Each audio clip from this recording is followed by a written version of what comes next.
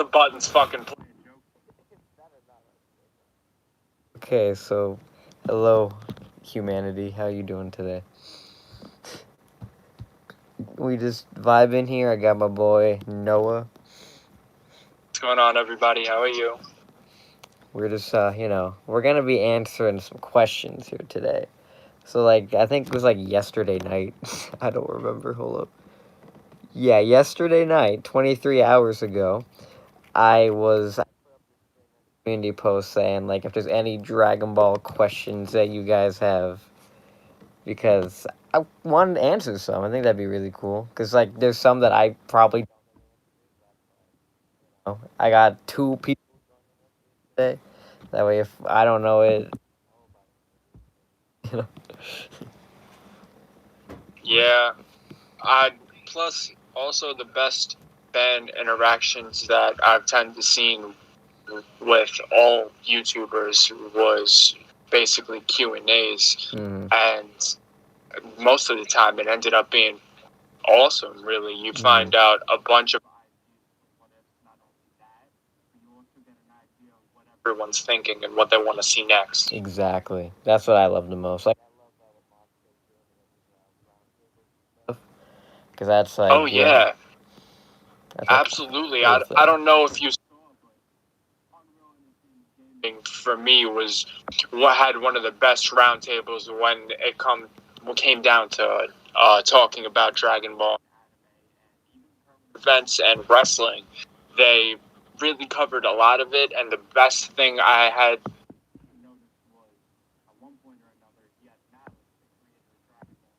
on there, and you totally got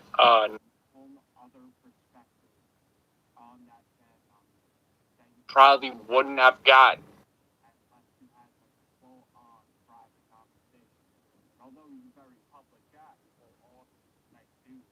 But I would imagine, randomly go up to people and be like, "Hi, let's talk." You definitely gained a perspective that really felt cool, and I actually went back and read the manga again afterwards, and I understood.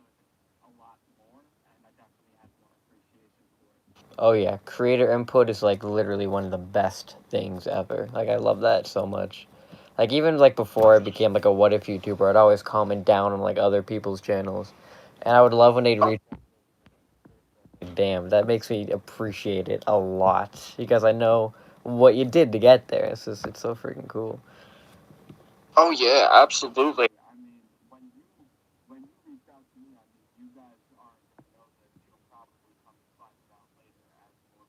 Come out because that's currently what I'm working on now. A lot of the stuff that I made for him, and he shot ideas back. But when he asked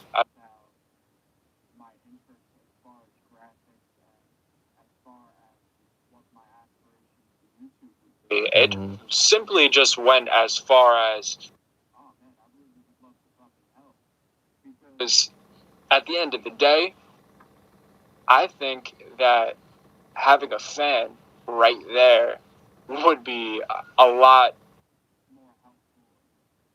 tuned with what everybody would like to see. And moreover, part is, I think what everybody's about to see is crazy, because with the animations that are about to come, or what ifs, like, can write his ass off. I haven't seen somebody his age who was able to write like that since Mother South. So that in itself should just speak to you guys about his talent. And I don't want to toot my own horn, but I'm gonna put out some really good graphics. Because the things that I've been trying to come up with now, working on edits, working on posters and everything, even if I can't get animations out to you guys during this pandemic, you guys are absolutely whatever Damon's incredible mind comes up with. And that is going to be a total blast.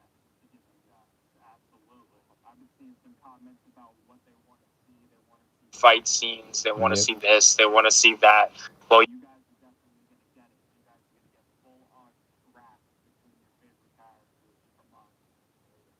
100%. Yeah, and dude, I will this is say going to be thank a you. blast. Hells yeah. Absolutely, absolutely, man. I got you back. This is going to be really, really fun, and plus, I want to hear what these guys are. What these guys are asking, because definitely will help us get more of an insight on what they want to see. Exactly. 100%. Because these guys will totally just give us all the stuff like, hey, so pretty much like, that's pretty good.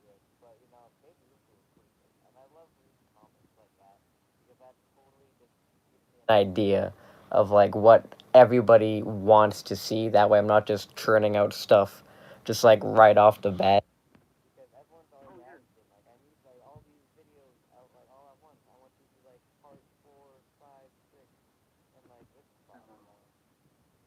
But it's like, Yeah, I saw. Uh, asking for, and I remember it specifically. You guys wanted the Krillin what ifs, and you wanted the next few parts to what if Damon was in Dragon Ball. And while you guys was having trouble putting all the videos out, yeah. and that close together. And believe me when I say we want to all put it out right away. If we could just put it out right away, we would. But this website's a pain in the ass. Oh yeah. And if it's not going to let us upload long videos, then it's going to give us problems rendering said videos before they even begin to upload. And that's where all the problems that we have stem from. So that's what usually has to get worked on. That's where the come from. But when that doesn't, solid content comes through. It's just a matter of getting through all the BS that gets thrown our way. Yeah, exactly. Because like I really haven't had problems with stuff, but like that when that time that happened, straight up like wow, all that stuff. I can't imagine how it must be like for like other people who try to do it and it always just cuts out on them because that's like a huge like kick in the balls. Like damn, I did all that for, and that like really is the absolute worst thing to feel. So absolutely, if anybody watching this is not efficient, but familiar with and active in sprite animation, then you know firsthand when you use any form of Flash, whether that Macromedia Flash 8, the oldest program around, it's going to crash 95% of the time while it's saving anyway, because no matter what, you're dealing with a large video file and a bunch of files that go in. Same thing for rendering a video. All YouTubers are left scratching their head with their hand to a wall. It's difficult, but at least the end result is worth it. Oh yeah, that's the reason I keep going. Because like sometimes it'll mess with me quite a while. It's like I think like 3, 5, sometimes hours it takes to like make a whole video, and that's only just like editing purposes. And like, it depends on like how is like by like how much stuff I cram in. Depends on that. Because some videos are a lot like by like because in Discord there's only like 5 main ones, so like that takes less time. But scripting the videos and like making everyone be able to move around, and then like all the audio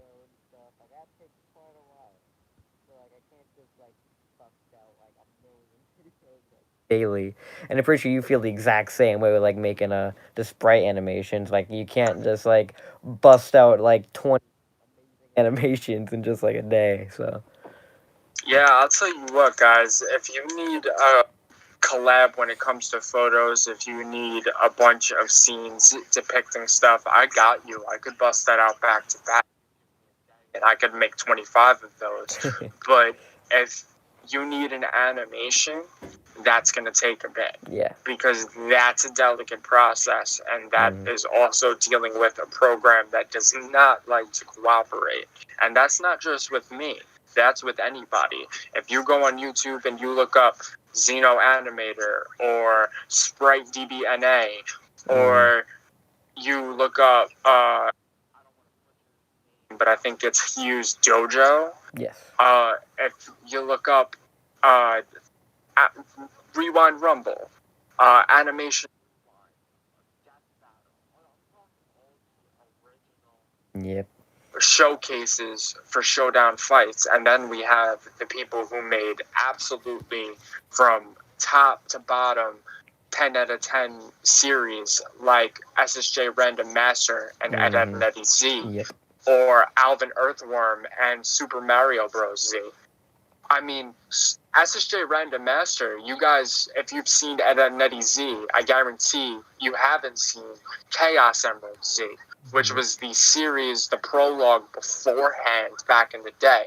And that, even that, was magic, where you could tell someone with that talent was getting a hold on what he was doing and was mastering his craft. So by the time he got older and he was banging out episode 48 of Ed, Edd n Eddy Z, it was coming out clean. It was beautiful, and it was 50 minutes long almost every time.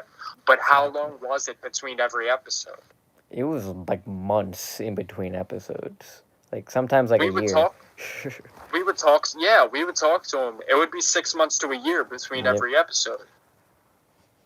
Just because in between natural day-to-day life, dealing with everything, and then an animation of that magnitude to be busting out at a constant pace, no matter how much time.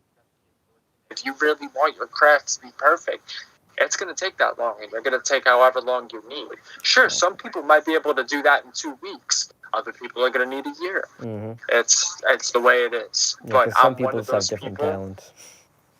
Yeah, I'm one of those people that's going to need a while, but I can promise you that by the time it reaches the internet and its surfaces, it's going to be something to remember. Exactly. And because I will not go half in for the work. Oh yeah, because you always want to give it your best, especially when it's for like a whole lot of people, you know? Because like if you put out like an absolute banger, like your first time, well, at least what you think is an absolute banger, and then suddenly you get all this attention, and like they're expecting something, like you 100% need to like at least try to give it your all, half-ass it, because if like all those people more because you didn't deliver like your best, especially when people are expecting it. I feel like that's just, ugh, that sucks right there. Yeah, it definitely does. But at the end of the day, I feel like that's a huge learning process if you really don't give it a shot until last minute. I know I've dealt with that before. I'm sure everybody has. But afterwards, you really sit there and you go, well, damn, if I did, I know I could have did it instantly. I know I could have did it. Sure, I waited too long, but maybe I can now. And you go and you do it. It's really just as simple as that, and that exists within everyone. It's hard, you struggle, it's all a part of life. None of you guys are alone. I had to learn that firsthand. I used to think I was alone, but I know for a fact I'm not. I got people like Damon, people like my family, and you guys have that too, which should motivate you with everything you have to give it your all, no matter what you're up against. Exactly. Because, you know, even though my channel name is Damon What If, the one thing that I hate the most in life is those what if scenarios, right? Like, damn, what if I had done this? Like, I always think that because, you know, even like yesterday, I was leaving somewhere, I pulled out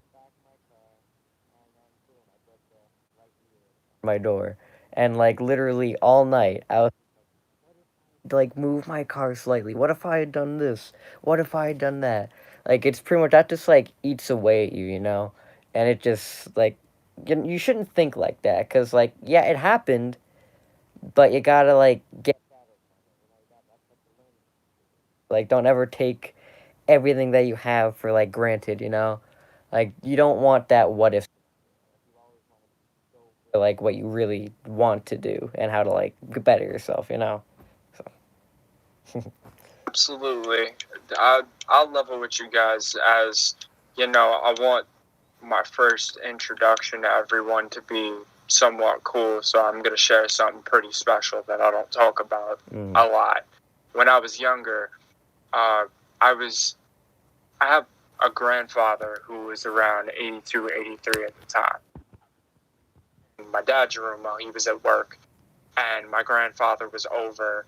He had high blood pressure, so he fell and he hit his head. And yes, I was in the same house as him, but he was rushed to the hospital, and I was so young that I was out cold. Well, I never got to see him again while he was awake, and I never got to say goodbye. But I spent years after that asking myself, what if I just got 2 minutes to talk to him and to explain what was going on? What would he say? What would he have done? And that's the most painful type of what if scenario, and I'm sure a lot of people have dealt with that. It certainly isn't limited to just me. That is an everyone thing. Oh, yeah.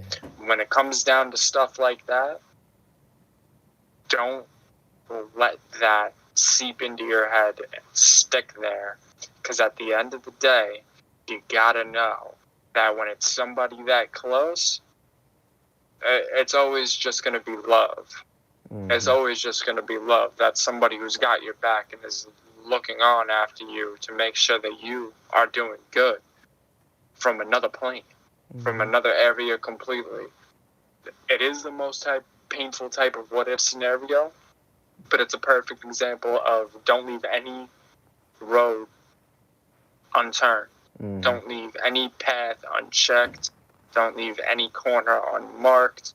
Always cover all your bases and say what you feel like saying. Exactly. But don't do something that you're going to regret. Do something that you're going to be proud of. So that way when you look back on it, you're happy about it. That's the as upfront and as honest as one could be. That was beautiful, man. Getting the feels over here now. Well, I needed to let you guys know you're not dealing with a schmo. I don't want y'all to think that Damon just had some weirdo. Couldn't be further from the truth. Further from the truth. I appreciate that, brother. I appreciate that. So yeah. So we're like 18 minutes into this.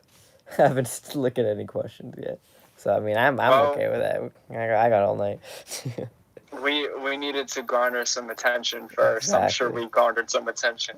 Oh hells yeah! So now everyone's totally gonna look in now. So I think we're all good. Cool. Yeah, I'm pretty sure everyone's gonna be paying attention with this horrible snowstorm that's outside right now. Oh yeah, bro, it's bad. Very bad. Yeah, guys, don't go outside. Just don't. Please, just don't. You're not gonna make it. Yeah. Yo, you're like that car that you want to move isn't gonna move. Exactly. So just give up. If you're not gonna take my word for it, just take it from the angry 20-year-old. Just dig out what's under the car, dig out what's around the car, make sure it's on for a while, that it's heated up. Fast as you can. Don't just try to back out. Don't just try to back out. Don't do it. Don't just try to go forward. Your car is going to be stuck there for a while. Yeah. Rocking back and forth is key. Yeah, because then you're going to be rocking back and forth in a corner crying. Yeah, once your car is fucking stuck 12 feet deep in the snow. Yep. Pretty much. Stay indoors, bro. Watch us do this live stream, okay? And you'll be better. Your car is fodder for the snow. Don't do it. Exactly. This is to main scenario. Yes, your car needs training.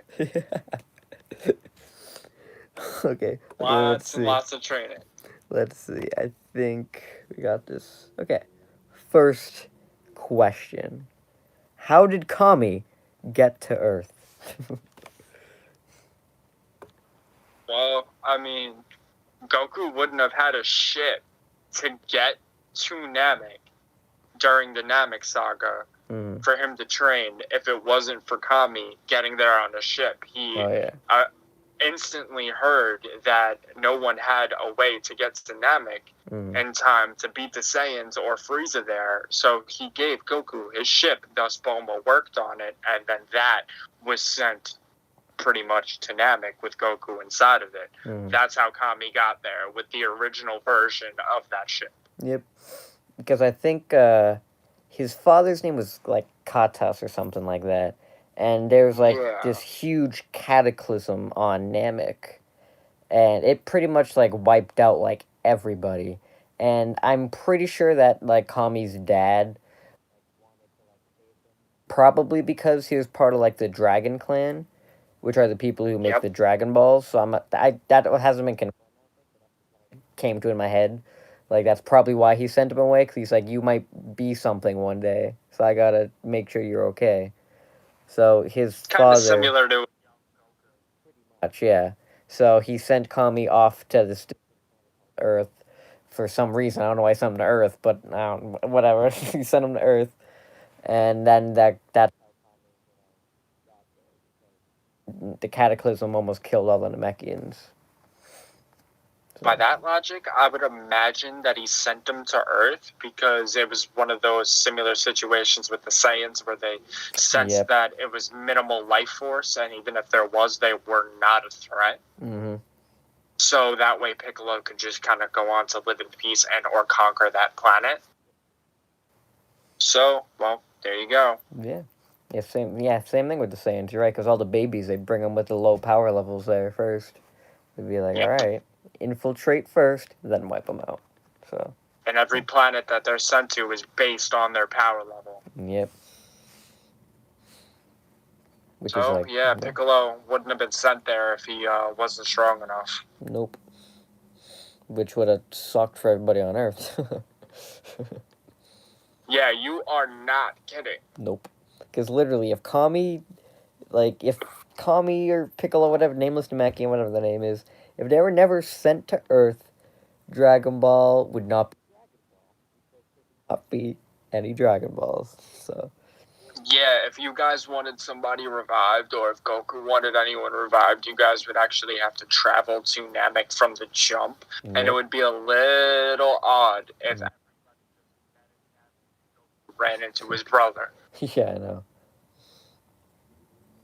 And even actually, it would make for an interesting what if, though. Oh yeah, I think the thing that would like be weird about that is that if Kami himself never like made the Dragon Balls, Bulma would have never gone to look for them, which means that Goku probably would still be in the woods for like the rest of his life until Raditz came and like took him. Well, no, that's not true. You know why? Why? Because Grandpa Gohan. He still would have killed Gohan, though, right? Huh? He still would have killed Gohan, though, right? I mean, yeah, but the thing is Goku would have gotten raised by Gohan, and then he would have killed Gohan. Thus, yeah, Goku would have lived in the woods for a while, but I guarantee you he would have been taught about the World Tournament. Yeah. And he would have been taught, obviously, about martial arts. That's a given. But if you're living over there and you're taught about martial arts, I guarantee you, eventually, you're going to come across the Ox King. And you're going to come across Capsule Corp. And you're going to come across the lead of Capsule Corp and his daughter. So, either way, he's going to come across Bulma and he's going to meet Chi-Chi. Yeah. Especially and that just sets everything on the course, yeah. Yep. So, at the end of the day, it really goes the same way. The only thing is if Piccolo Jr. ever showed up in hopes of just conquering a random planet, Yeah. or if the Saiyans showed up in hopes of taking Kakarot and conquering said planet for Frieza, then there's a lot of depths that are not going to be wished back until maybe King Kai hears about Namek. Well, not King Kai, but King Kai lets them know about Namek. Mm-hmm. They'll be like, hey, this is where you can go. Yeah, this is Namek, and that's the only way you'll be revived. So your friends need to go there. They need to use the Dragon Balls. They need to wish you back. Then you need to be Frieza and all that. Yep. And because they're the Namekian Dragon Balls, you might not have to wait as long, yada, yada, yada, this, that, and the third. And then maybe then they could probably take someone to bring them back to make Dragon Balls. Like Dende. Yeah, exactly. And then that's how Dende would get back to Earth. Yep.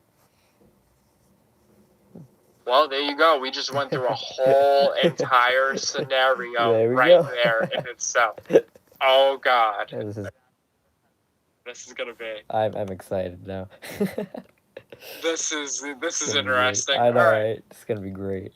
All right, next question. And this one, why... Oh, I feel you, bro. For real.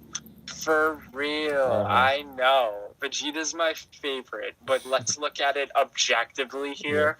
If the prince was the main character, then the start of the story would be about nothing but him slaughtering people. Oh, yeah.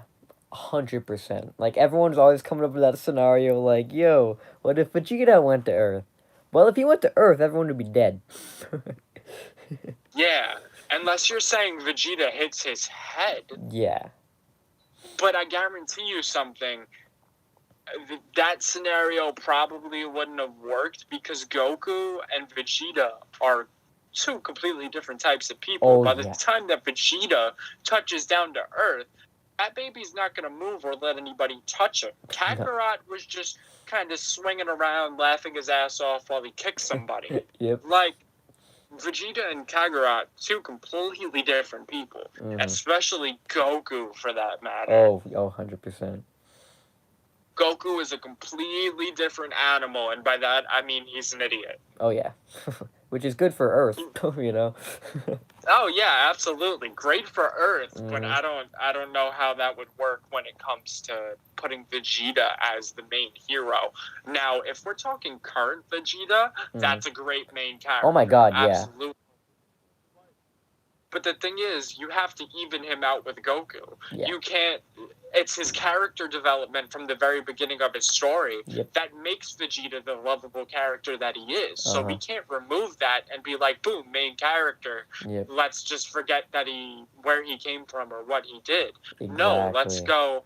Now he's a main character because of the stature and the power level that he's on and the character development. He's simply just been around too long not to be a main character. Yep. Because, like, it's literally his entire character arc is wanting to, like, be better than Goku. And in the Buu Saga was when he finally admitted, which was, like, really the end of Dragon Ball Z. Like, before all the super stuff came out, before we knew it was going to be continued, that's where they wrapped up his storyline, where he finally admitted to everybody that Goku was better than him. And that pretty much, like, bookended his character arc right there, and be like, yep, so Vegeta finally has finished his character arc of knowing that he's never going to be stronger than Goku. Which is pretty much what, like, I thought was, like, a perfect... and even in, like, Super, I like it a lot. To get stronger than Goku. So I'm gonna take it, obviously. Stronger than me, but, like, I can still get stronger myself, you know? So it's like... Absolutely. It's pretty much, I feel, if they just completely took that away and made him the main character, I feel like it wouldn't be, like, as good character writing, I think is how you say it. Because it's pretty much everything that, like, he stands for, which is to be one step behind Goku. I feel like if he instantly surpassed him and then just pushed Goku off to the side, I feel like that would be, like, a huge, like, shift in tone for the entire series. Because that's, like... Guys, hasn't... to lay it... Yeah. To lay it out, like, simply, Krillin starts out like an asshole, Yep. becomes friends with Goku as a kid, molds into a better person, trains with Goku, becomes Goku's best friend. Then in Dragon Ball Z, you get the Saiyan Saga. He's best friends with Goku, but he's not really strong enough to be involved in the ending battle. Mm-hmm. Then he is involved in the real ending battle that no one expected against the two Saiyans that come to Earth. You find out that he's a valuable protector and that he's a key warrior of Earth. Mm-hmm. Then you go to Frieza. He's the ultimate sacrifice. He was insane throughout the entire saga. He was extremely useful, but he was the ultimate sacrifice to turn Goku into the legendary warrior. Mm-hmm. Then you go into the Android and Cell saga. First, he's kind of treated like a sacrifice, back and forth between a tool and a sacrifice, and then you eventually come to now character development. Now he's got this thing going with 18. Mm-hmm. Then you have the Boo saga. He's with 18. Now he has a kid, and he's willing to die first, right in front of Boo, at the hands of Boo, for his family. Mm-hmm. Character development. Then you get nothing of Krillin all the way right before the tournament when he goes into the forest for Roshi with Goku. Piccolo starts off as the biggest enemy until he takes Gohan under his wing, and ever since then, he's been a dad/grandfather. Example number 1, trains Goten and Trunks for the fusion dance. Oh, yeah. Example number 2, takes care of Pan. I don't need to say anything else. Yep. And then lastly, Vegeta. But the thing about Vegeta is this character development never stopped. Nope. Not once. From start to finish of Dragon Ball Z to the end of that series to the beginning of Dragon Ball Super with the movies included all the way to the end of DBS, you got nothing but solid character development from Vegeta, molding him into the not only the ultimate warrior, but the ultimate father, the ultimate husband. I could go on all day. Vegeta's character development has not stopped, and it doesn't show any signs of stopping, especially if you guys read the manga. Because Vegeta is through the friggin' roof right now in the manga. Because Beerus, yep. Between Beerus' technique, he's got spirit control. He's a Yarjat trainee. He knows instant transmission, but he doesn't want to rip off Kagarat's technique, rightfully so. Yep. But Vegeta is OP as fuck. If Goku dies tomorrow, the Earth's in great hands. Exactly. So, I mean, this character development, in terms of strength, in terms of mental fortitude and detail, Vegeta has grown. 100%. Yeah, Vegeta has grown, the definition of growth, and it just never stopped. It was always consistent, and there is no other Dragon Ball character besides Goku who has had such consistent growth. Because yes, Goku is an idiot, but in the midst of combat, there's nobody smarter than him. Next to Vegeta. Literally, nobody else. Even, like, Piccolo, who, like, everyone's always like, oh my god, Piccolo is so much smarter than Goku, he's a better father than Goku. Like, okay, some of that. Because Piccolo's big brain. Exactly. But, like, in terms of fighting, Goku is, like, a genius. Like, a literal genius. Like, not a lot of people can say they mastered Ultra Instinct. So it's like, oh my god. Dude, no one else even mastered Kaioken. Nope. So it's like, bro, Goku is literally like a prodigy. Like, if you give him the right situations, he will literally become like one of the strongest beings in the multiverse. So it's like, yeah. And plus, on top of that, the only person to use the Spirit Bomb is Goku, the only other person besides Goku who was able to do such a thing, if you're not counting the fact that Vegeta can basically do the reversed form of that in the manga. Now with his spirit control, Cell's the only person who did it. Yep. Because in the Cell Saga, he flat out told Krillin, I know Kaioken, and I can do the Spirit Bomb. Yep. So that just goes to show you that unless you're genetically engineered with Goku's DNA, you are not learning Kaioken. Or the Spirit... Well, I mean, Vegeta probably could. Yeah. But I don't see him doing it. And Piccolo wouldn't be interested in it either. Nah. That's something And I it never was really thought about either. Like, what if like, because in my series I did like, what if King Kai taught like everybody Kaioken? Because I was always like, oh yeah, why didn't he? But like maybe it's just because they actually couldn't, you know? We're like, I don't I don't I know. honestly think Piccolo said no. Yeah.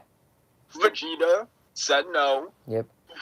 Yamcha said he wasn't strong enough. Mm-hmm. Tien said he wasn't strong enough. Shiatsu said he wasn't strong enough. Oh yeah. Roshi showed no interest in it, and No. Gohan showed no interest in it either. Mm-mm.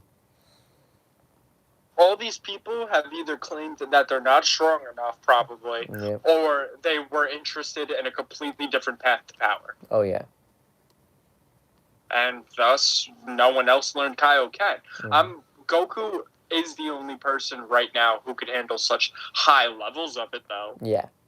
Because I feel like if everyone else did manage to get it, they probably would like die at like times 2 or 3, you know? Well, not like die, but like hurt. If Vegeta learned Kaioken Mm-hmm. and then tried to apply it to Blue, if it wasn't for seeing how Goku did it, Yep. The toll that it would take on him would be tremendous. Exactly. It would be nearly impossible for him, but since it's Vegeta, you know he won't fail. Oh yeah. It'll just take a bit, that's all. Yeah. But like for everybody else, like if like Gohan went like Super Saiyan and then tried to use Kaioken, he'd die. Straight up. Yeah. He would die. So it's like you need to like really have like a grasp on. That's why Goku was able to do it. But somebody who's not like physically and mentally as strong as him, like if like Krillin tried to do it, he would probably die. So it's like only those who are like fighting like masters, I'm pretty sure, will be able to like actually be able to handle the Kaioken. Yeah, exactly. I don't see somebody who, one, doesn't have the mental fortitude, but moreover doesn't have the strength to back it up when that toll finally, occurs and kicks whoever's ass is trying to use the technique. It's ultimately gonna hurt. Basically, for them, it's gonna feel like they just tried to use Ultra Instinct, and it's the end of the Tournament of Power. Mm-hmm. I mean, they're going to feel shocked and fall to the ground and possibly have a seizure because it's going to hurt. Yeah, because it's going to hurt. They just destroyed the inside of their body. Yeah. You know what? The best way to explain it is, if you guys love fun manga, then Rising Fist is one of the greatest artists around. I believe his name is Rising Fist. He's responsible for Old Man Goku. Mm-hmm.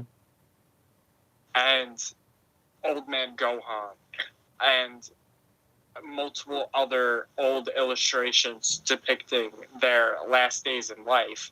And he did a special story on what if Gohan was killed. Thus, Goku turned Super Saiyan 2. Mm-hmm. It wasn't enough because Cell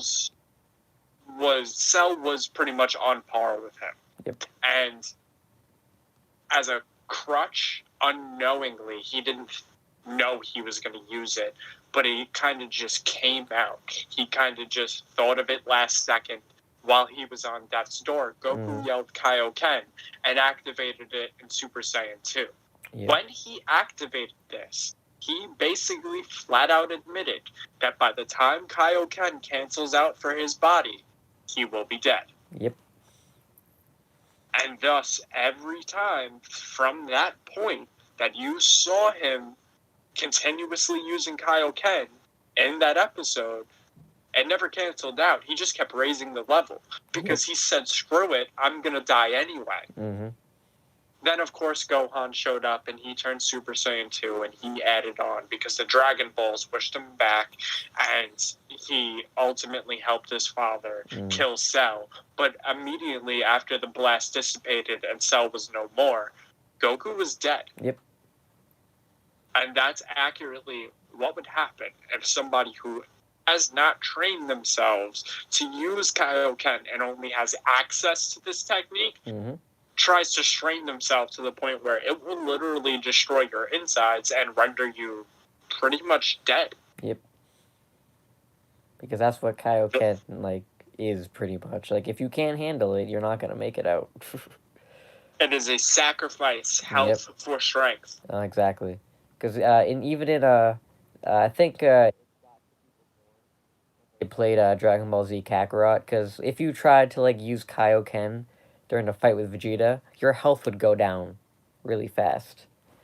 So Yeah, look at Xenoverse. Yeah, exactly. Like every time like lower your health to be like, yeah, you can use this. It'll make you stronger, but you're gonna die faster. So. And if you use normal Kaioken and Xenoverse, your key drains, so you basically can't use anything. If you use Kaioken Blue in the game, your health drains. So that way, if you're going against a boss that you think is even going to remotely take away too much health where you can't use a capsule in time, you're screwed. Yep. It speaks to the nature of Kaioken in the anime.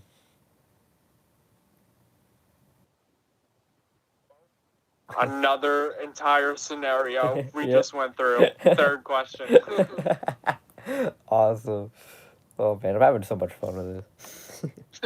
Me too. Alright, next question. Why is no one... I know that seems weird, but I strangely know how he feels because I was thinking about this the other day. Yep. The way he was raised kind of sucks because Goku was dead, so he was raised to become a clone of Goku. Literally. And even though that's true, sadly he's raised like a mixture of a young Goku and a young Gohan. Yep. Meaning this kid is basically stuck between studying and acting like a 4-year-old. Yep. And while Piccolo was that wake-up point for Gohan, that never happened for Goten. Nope, he had like nobody because he was pampered his whole life because he never really needed to like get into a fight. And of course, he was, the Super Saiyan bargain set was funny. Yep. And made it was just overall fun for Dragon Ball. I get it. Yeah. But the thing is I hate to be like this, but Akira is too lazy to update the design for Goten and Trunks and age them up. And that is hindering their character development because it's making Akira feel like, oh, well, they look like kids, so I can just have them act like kids. Yeah. But they're supposed to be older, manifesting into their future selves. We already know what future Trunks is like. This Trunks needs to be manifesting into that. The only character development we got from these boys was either during the Future Trunks arc in Dragon Ball Super solely for young Trunks, or the Majin Buu saga, where basically Goten and Trunks had to step up. They were the last in line, and with the blood inside their veins, they were the ones who could really take control of the situation. And they did a good job, yes. But since then, they have been nerfed, and the character development has been minimal to none, especially for Goten. We get this storyline for young Trunks, but nothing for Goten. Nope. Yeah, because I do remember that point in Super when, like, Kid Trunks was, like, telling his future self to, like, man up, pretty much. Exactly. So, like, that was, like... That's...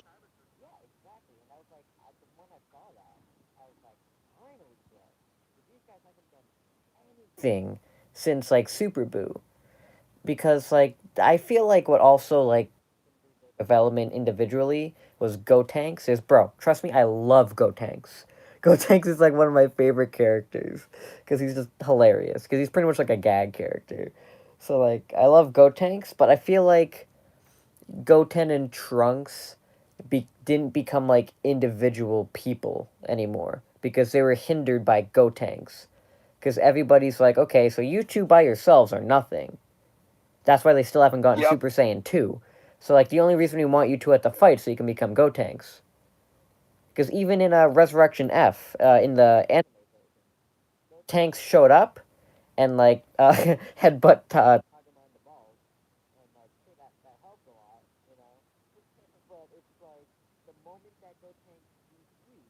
Goten and Trunks were like, oh crap, and then ran away. Yep. So it's like them by themselves, and like they The, only exist for like Gotenks, which also sucks if Gotenks doesn't get to do much. So it's like yeah, that's the problem. the thing that sucks is it's apparent what would fix that. Yeah. And long ago, they should have taken the form of Teen Gohan where they went down that route in growing up. But Akira, like I said, is kind of too lazy to illustrate that, and that's that. The old age is a factor in that. But at the same time, I think that even when he was young, he had the chance to do it, and he didn't take the opportunity when he should have. So now we're here. And, I really hope that if we ever get a continuation, we see those boys grown up. I hope so. Because even in Moro, they were still looked the exact same. They were only in it for like a couple panels, but it was like, damn. I guess I kind of expected, because if you really think about it, that was right after the TOP. Yep. So, yeah, no, that's not that much of a surprise, but I would say that after this granola arc, they need to grow. Please. Because, like, especially now, we're, like, getting pretty close to the end of Z, right? So, it's like, I think we have, like, a couple more years, like, I don't know how much. We have, like, a few more. But it's like... No, actually, I think we're relatively getting close to the end of the base of Super. I think that sooner or later, they're gonna have to start at least acknowledging heroes. Yep. Like, all right, now there's different timelines or there's different dimensions. Like, eventually you're gonna have to get bigger, because unless you plan on having Goku and Vegeta just fight the gods of destruction, I don't know what else you're gonna do. Exactly. And, like, I really wish, with, like, all of my heart, that the manga was weekly again. Because I feel like what's hindering it even more is the fact that it's monthly. And, like, sure, it's longer when it's monthly. Like the chapter, I mean. But, like, it takes so long to tell a story. Like, I feel like if he had, like, Toyota weekly and be able to, like, improve his story more because the chapters were shorter, so he just put, like, different things in the chapter, I feel like the super manga would be, like, better as a whole. And, like, we wouldn't have to have, like, 3 years for, like, one manga that's only, like, 12, 20-something chapters long, you know? Like, I feel like it would improve just, like, the structure a lot more, like, if he was able to, like, do it more frequently, so we'd have time to flesh out everything more and make the stories even better. And then that way, it wouldn't really seem like the arcs don't flow together. Because, like, literally throughout, like, Battle of God, like, sure, they took place after each other, but they didn't feel like they connected as much as, like, the Z arcs did. So, it's like, if he did it weekly, I feel like everything would, like, weave together nicely, because he'd be able to put in points that he wanted. And then, like, he could also do, like, stories in between then, about, like, focusing on, like, Goten and Trunks, maybe. Kind of like what, happened in the Buu Saga when, like, Deborah and a tournament was going on, like, stuff like that. So I feel like that would make Goten and Trunks a little bit more relevant, because maybe at, like, random points we could have seen what they were doing on, like, Monster Island during the Tournament of Power, or what they were doing on the island again during... Need that Cell Jr. storyline, man. I know. I was like, oh my god.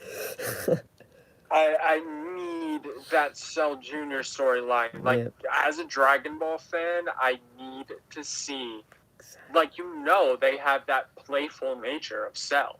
They're probably gonna just fucking talk to the kids in train. Yeah. Like, I'm not kidding. They're definitely not gonna be out for fucking blood. No. They probably don't care. Literally, they probably don't care. Guarantee you, the one that escaped from the island during that whole Gohan and Cell fight, fucking multiplied or some shit. Oh yeah. And here we are. And to be honest, I'm perfectly okay with that. I want to fight. Yep. And guys, to look at it from this perspective, it's been about roughly 11 to 12 days since the last Dragon Ball chapter, and it's going to be another 19 days until the next one drops. Yeah. I'm sorry, I don't want to be picky, but that's too much of a fucking gap. Exactly. Because there's like so It's many too much people of a who gap. like lose interest in that time, you know? And that time, things are leaked to the point where the chapter Yep. comes out and we already know what's going to happen. That's what I really hate the most too, is that like I get like the pictures that come out before, like the rough sketches, and then we get like the full chapter spoilers like probably like a week ahead of time. And like of course I'm guilty cuz I read them. I don't have to, but Me it's too. like it's the problem Most is fans that do. I think yeah, everybody does. But it's like it's bad because then you get it even earlier than you're supposed to. So by the time it already comes out, you pretty much already know everything that's going to happen. And that also like kind of ruins the experience because you're like, oh, I already knew about this like 5 days ago. Now I have to wait even longer than a month to figure out what happens next, and I'm probably gonna forget everything that happened in this one by that time. So it's like, and that's why a lot of people didn't like Moro either, because it came out monthly. I think that whole thing ran for like 2 something years, probably a little bit longer than that. And so it's like since Moro lasted so long, everybody just lost interest because like some points slogged on because some months were had like not amazing chapters to some people. So they're probably like, oh, I don't want to wait this long for something like this again. So that's why people jumped off. So it's like I feel like it would be Yeah, so much better if it was weekly. my boy Vin's gonna watch this and he's gonna know that I'm talking about him, so I might as well just shout him out. Hi, Vin. But I turned to him the other day because he's responsible for introducing me to a lot of different, especially new ones that are just hitting the internet and everything now and are just catching flame. But I turned to him and I said, "Dude, I'm sorry. I like Moro as a character, but I'm so tired of this arc. Mm-hmm. Like, can Goku just put him down, or Vegeta, or Vegito, or Gogeta, or Beerus, or something? I could think of 12 ways that this guy can still die. Yep. But they just don't want to do it. Mm-mm. Not to say that the way he went out was bad, but it took too long. Exactly. It just took too long. It took way too long to get to that point, to the point where Akira acknowledged it and made it a narrative that Vegeta fucking claimed it in the middle of the manga chapter. Yep. So it wasn't just a feeling that characters were getting. It got to the point where the viewers that were reading the manga and intaking the story felt the exact same way, including me and probably Damon too. Oh yeah, exactly. Like I'm pretty sure like everybody felt that way because I was watching all like the manga review people, and even they were saying like, okay, so there's not much to talk about since they're still fighting. Yep, they're just still freaking fighting for endless amounts of chapters. Two people who are practically unbeatable against anyone else that doesn't have deity blood or angel blood running through their veins. Exactly. It's just oh God. Because even like I felt like, because if you look at the Z manga now, like I don't know how many chapters the Goku versus Frieza fight was, but even then I'm pretty sure that felt a lot, shorter than Goku versus Moro. Because it doesn't matter if it was like 5 chapters, because it would be like 5 weeks in a row. And sure that would be like over a month, but you'd still get a chapter every week, so you'd remember. It's kind of like how it is with like an episode of like a show. I'm watching WandaVision now, so it's like the episodes come out every Friday, but like I remember what happened in the previous episode because it was literally only a week ago. So it's like, and it doesn't seem that long because it's only a week. But the fact that the manga is like a month is like it's a really long time. So it's definitely a long time for readers and people that are so invested into it to the point where we make videos about it weekly. Mm-hmm. Like I don't have a YouTube channel, but I help like at least off top 8 different YouTubers just for fun and a bunch of different realms. Like I help you and Smug when it comes to anime. I help my father and my uncle when it comes to hunting. I help 2 of my friends when it comes to sport. I helped myself and my friend when it comes to music because we've both been rapping since we were about 6 and 8 years old. Honestly, I edit in about 8 different ways, and I'm exhausted. Oh my god! But 2, the amount of work that goes into is a lot, and I don't want to be doing that for something that I only get to see once a friggin' month. Mm-hmm. But that's what ultimately you have to do with a manga chapter. And now you got these YouTubers who have to break it down for fucking 4 weeks. Yes, exactly.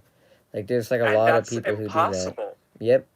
Because eventually everyone's gonna like lose interest because you'll dissect it so much to the point where like no one cares anymore. Exactly. Then they get backlash in the comment section. 85 comments about how he's just stretching things along. Well, yeah, he doesn't have much of a choice when this is all anybody's giving. Mm-hmm. Like it was so much better in the time when the anime was coming out too, because sure, literally no one like really cared about the manga at that point because it was so far behind. But like it was a lot better because everyone could come up with their own theories because everything wasn't like talked about to death right away. Because like I'm pretty sure like during like Goku Black arc everybody had like all these theories, but like you were still talking about them a week later because the next episode came out and that stretched even more theories. But when it's like the span of like a month, which it is now, everyone talks about all the theories in that time within like the first couple weeks. And at that point, no one really cares anymore. And well, they backed themselves into a corner. Yep. They really did, because the moment you stop the anime, you put all the attention on the manga. Uh-huh. Because they immediately announced upon the anime's conclusion that the manga would be continuing, and everyone was like, okay, I guess we'll just read the manga then. Yep. Well, that presented a problem to them, because now they have to put up top-notch content, because that's where everyone's eyes are going. And so far, they've only done that every other saga. Yep.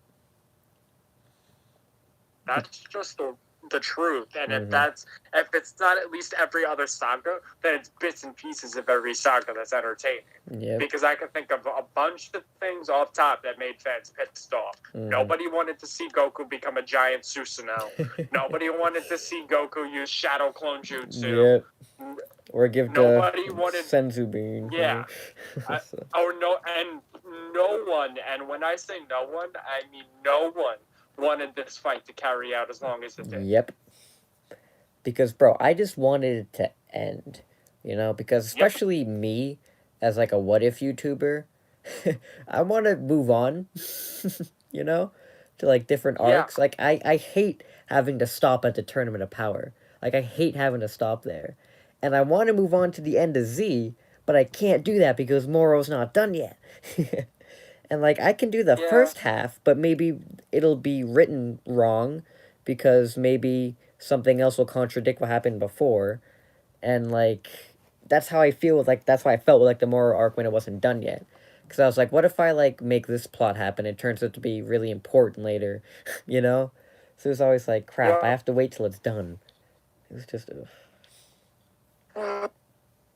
Yeah, and that's why some of these sagas shouldn't have carried out as long as they did. But Moro's the shining example of that. Exactly. Like, again, I probably would have loved it if it was weekly. But, no. The fact that it was monthly just messed it up. Basically, guys, make it weekly, or we're going to keep complaining. Exactly. That's all we can do. But, you know, hopefully, like, the message will get out there more. So maybe they'll, like, think about it. Like I was Yeah, hoping that they everyone would do get it for the mad and arc. tweet. Yeah, everyone get mad and say like, "Yo, Toyotaro," specifically you, because you totally manage all the business stuff. Make it weekly. Yeah, basically, you're boss man now. Yeah. Oh, man. Well, all right, let's get some more Yeah. questions in the mix. Okay, next one. Mainly over the timeline of future Trunks. After Trunks' first visit, does Trunks wait for 3 years for fuel, or he doesn't wait and immediately goes to the present timeline? He had to wait 3 years, right? He had to wait Yeah. because, yeah, if anything, you guys should see in Dragon Ball Super the things that they went through Yep. just to get that fuel. Mm-hmm. I mean, it seems like in the Cell Saga they were well prepared, Yeah. but they were not as well prepared when the Goku Black arc, because that's no. not something you could prepared for. Nope. The time machine's purpose was to undo the things that the androids did. Yep. Nobody knew that Goku Black was gonna just randomly appear because Zamasu fucking hates people. Yep. Like, literally, because, like, Bulma was planning that for a long while. Like, it must have taken her forever to make that machine. Like, I'm pretty sure, like, during, like, the beginning of, like, History of Trunks, when Bulma was, like, making the blueprints for it. Because she's like, okay, at this point, like, literally, it's only Gohan left.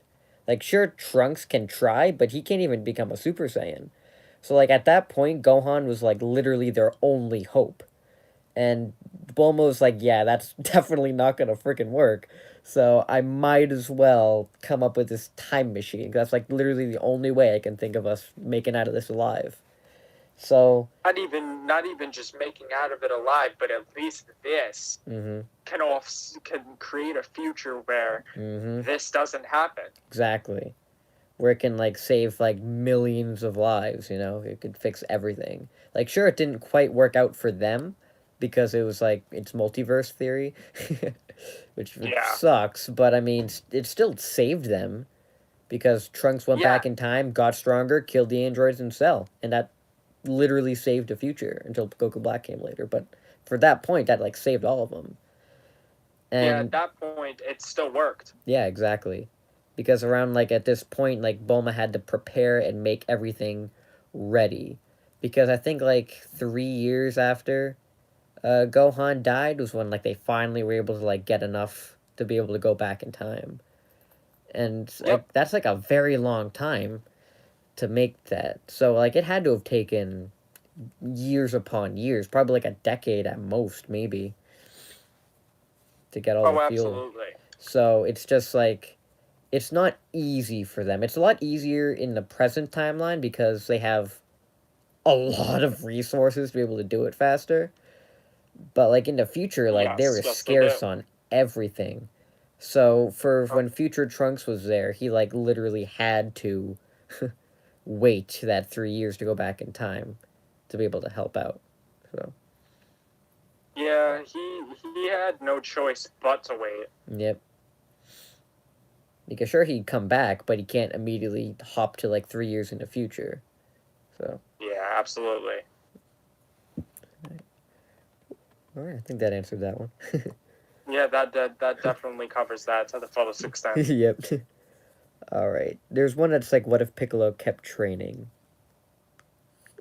Oh, well, that's honestly pretty simple, to be honest with you. If Piccolo keeps training, which you already know that he already does. Yeah, he kept training up until the point with teaching Gohan and getting him back into Ultimate. Yeah. But after that, following that, if you are referring to what if he went with Whis, then I would say he probably would have got his own alternative to a god form, specific to Namekians. Yep. Because in Dragon Ball Heroes, I already have the cards for, like, god Namekians. So so we know that Namekians can get their own form of, like, god ki and their own god forms. Sure, they don't physically look different, but their eyes do. Yeah. And I hope that gets introduced later on. Yeah, absolutely. It's like, yeah. So, like, I feel like Piccolo, it shouldn't be called What If Piccolo Kept Training, because he does train literally all the time. That's all Piccolo does. Like, sure, he's not like physically training, but he's always meditating, which is training.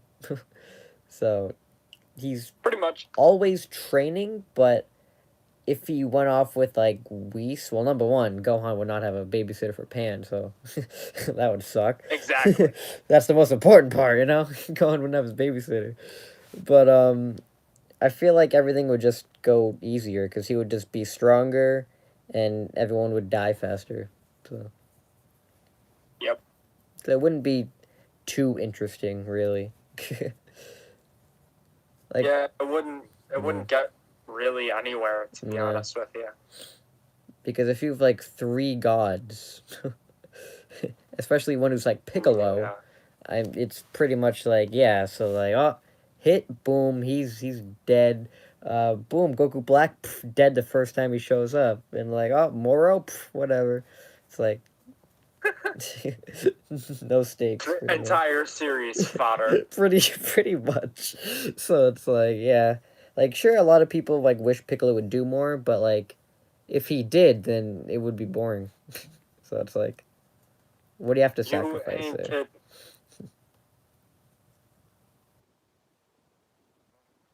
Next question is. Gotcha.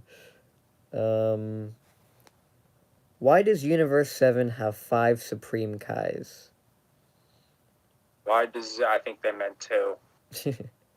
Oh no, I think they mean like northwest, east, south. I thought that was Xenoverse, not Universe. I misheard. Oh, okay.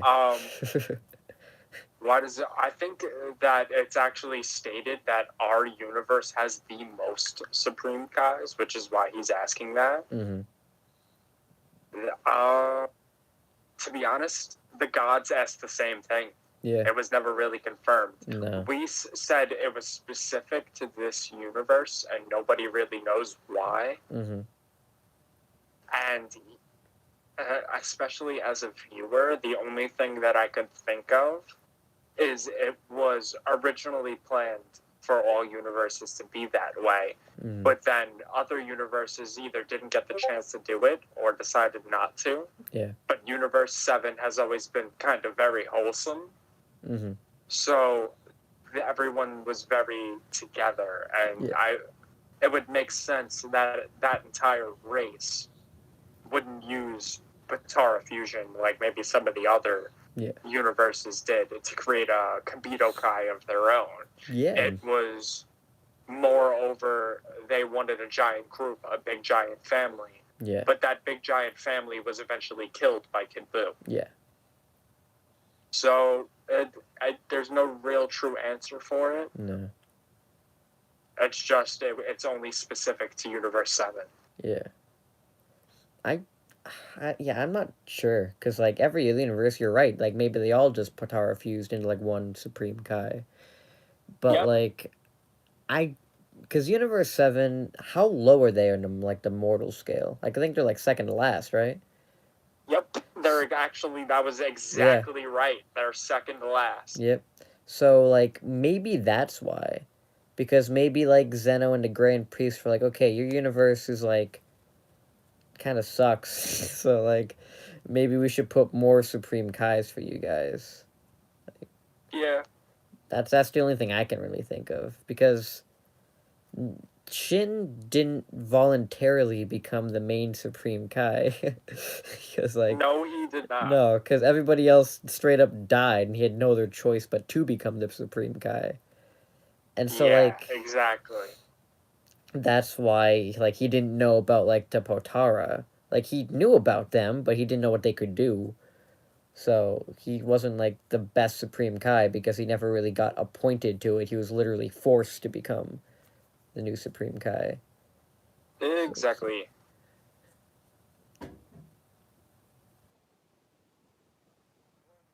Top of that, I mean, one last thing I'd like to add is...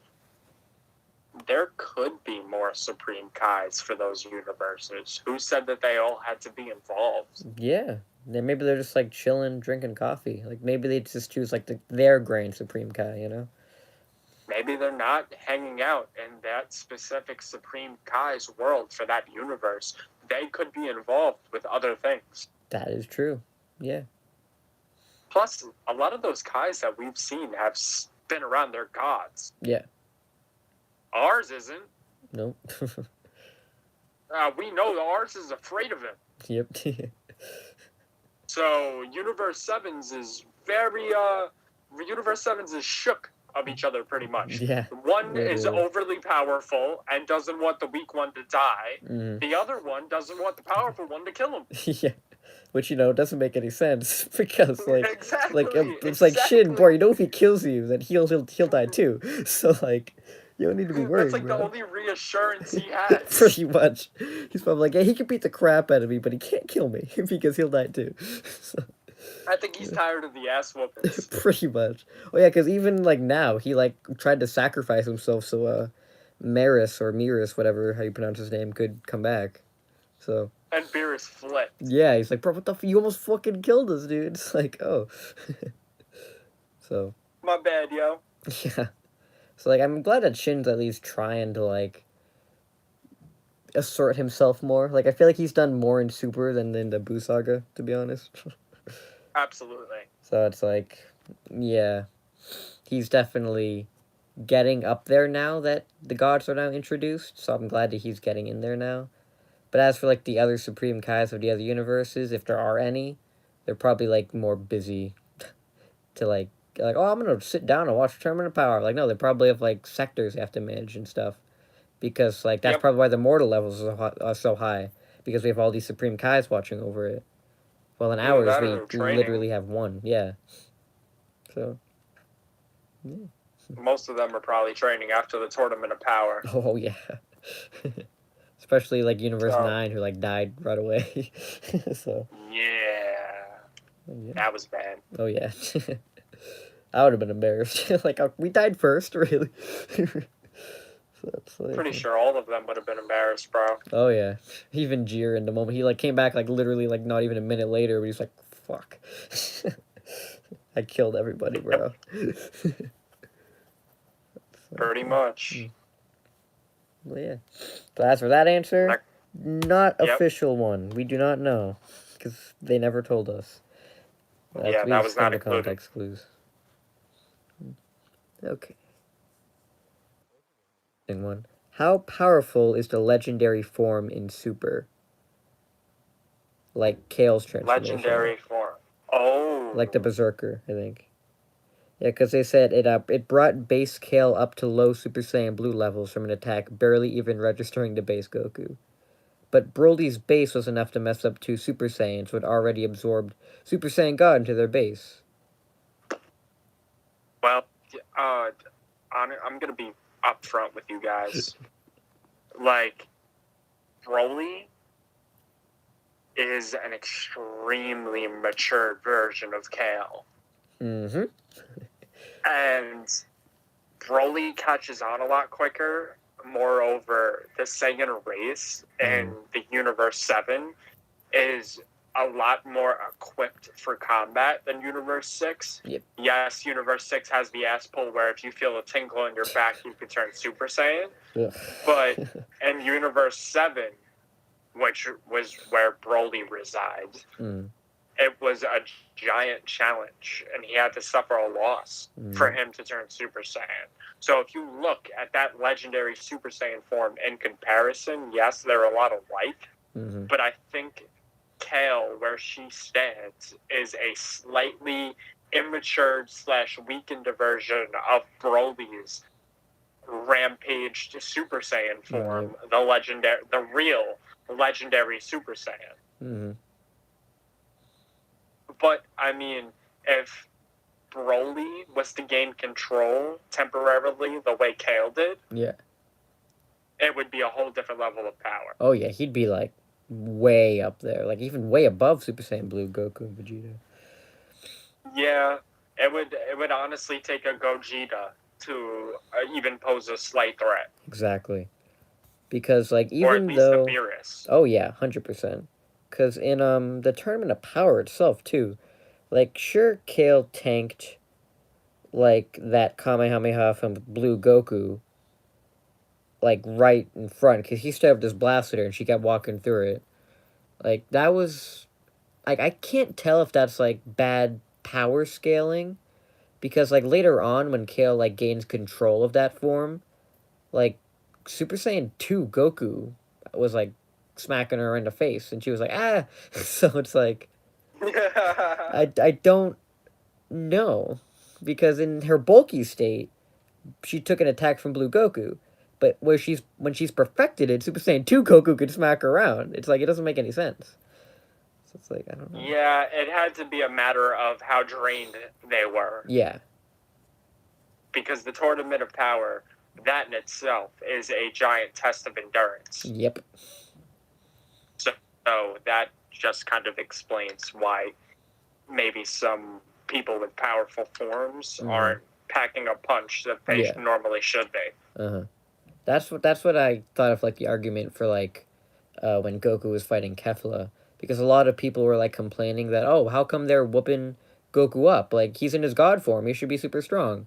And I'm like, yeah, well, he just almost died. The Spirit Bomb almost killed him, and he got like this ultra powerful form for the very first time, which is probably taxing on like your mind and body, because like, oh crap, what the hell happened to me?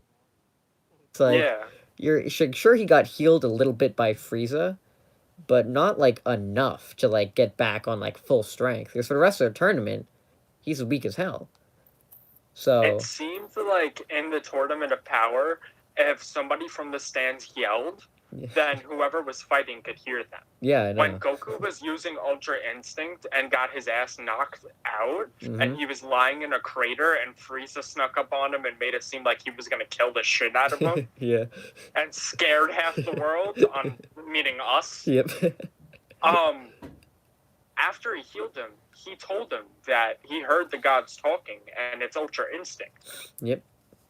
Everyone who was not Goku and not mesmerized heard that. But Goku didn't. Nope.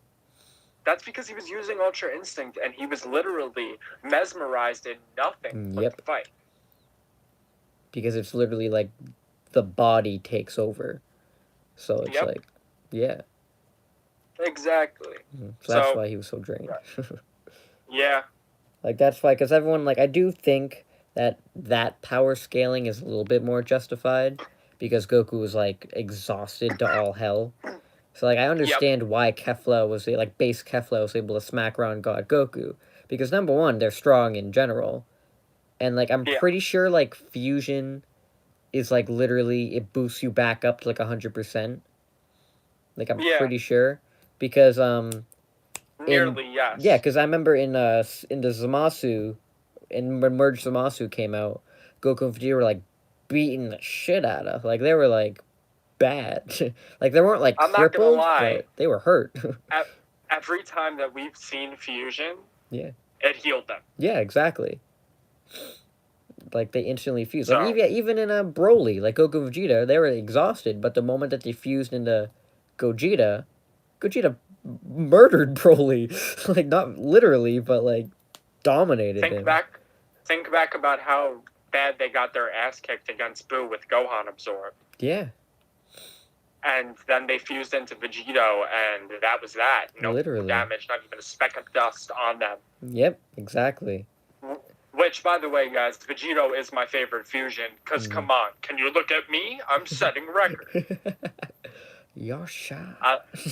I love it. I love it so much. Yeah, I will say that is like one of my favorite fights ever. Vegeta versus Gohan. That's like god tier fight. I could watch that fight over and over. Literally, it's so good. That's why I was so sad when he was only in like 10-15 minutes of that Super episode. I was like, oh, Vegito. Yeah, pretty much. I was so sad. Yeah.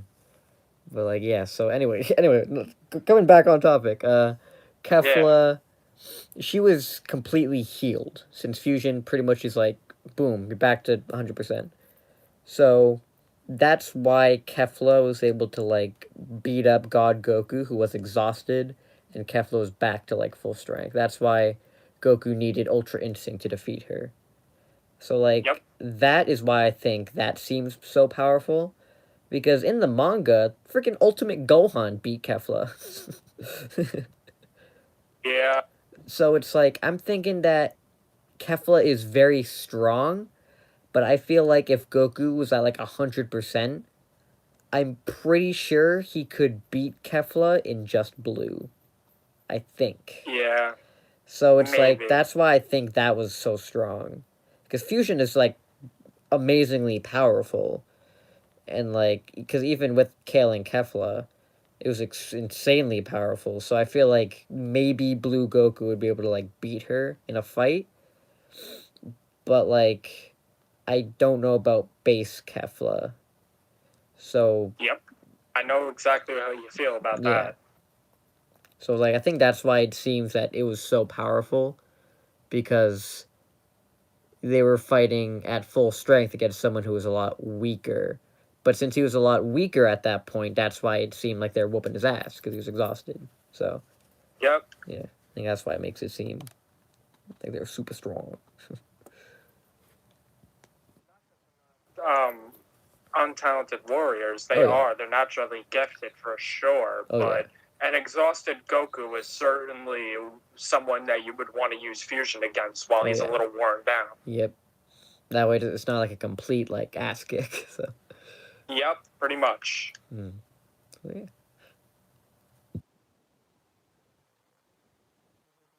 Okay. Could Goku actually having a tail have any actual effect? Like possibly having been able to master Super Saiyan 3? You know, I love that question so much, solely because I have literally thought about that nonstop when it comes to creating what ifs. Yep. And I actually mentioned that in private to Damon on what if everyone kept their tail, thus mastering Super Saiyan 3 with no stamina loss. Yep. And I want to do that what if so damn bad. We will. Because the concept of that is so beautiful, because that form is amazing, but it comes at such a price that nobody besides Goku or Goten wants to even come across it. Yep. Because if it's just going to drain away all your power in the next 5 minutes, what's the point? Yep.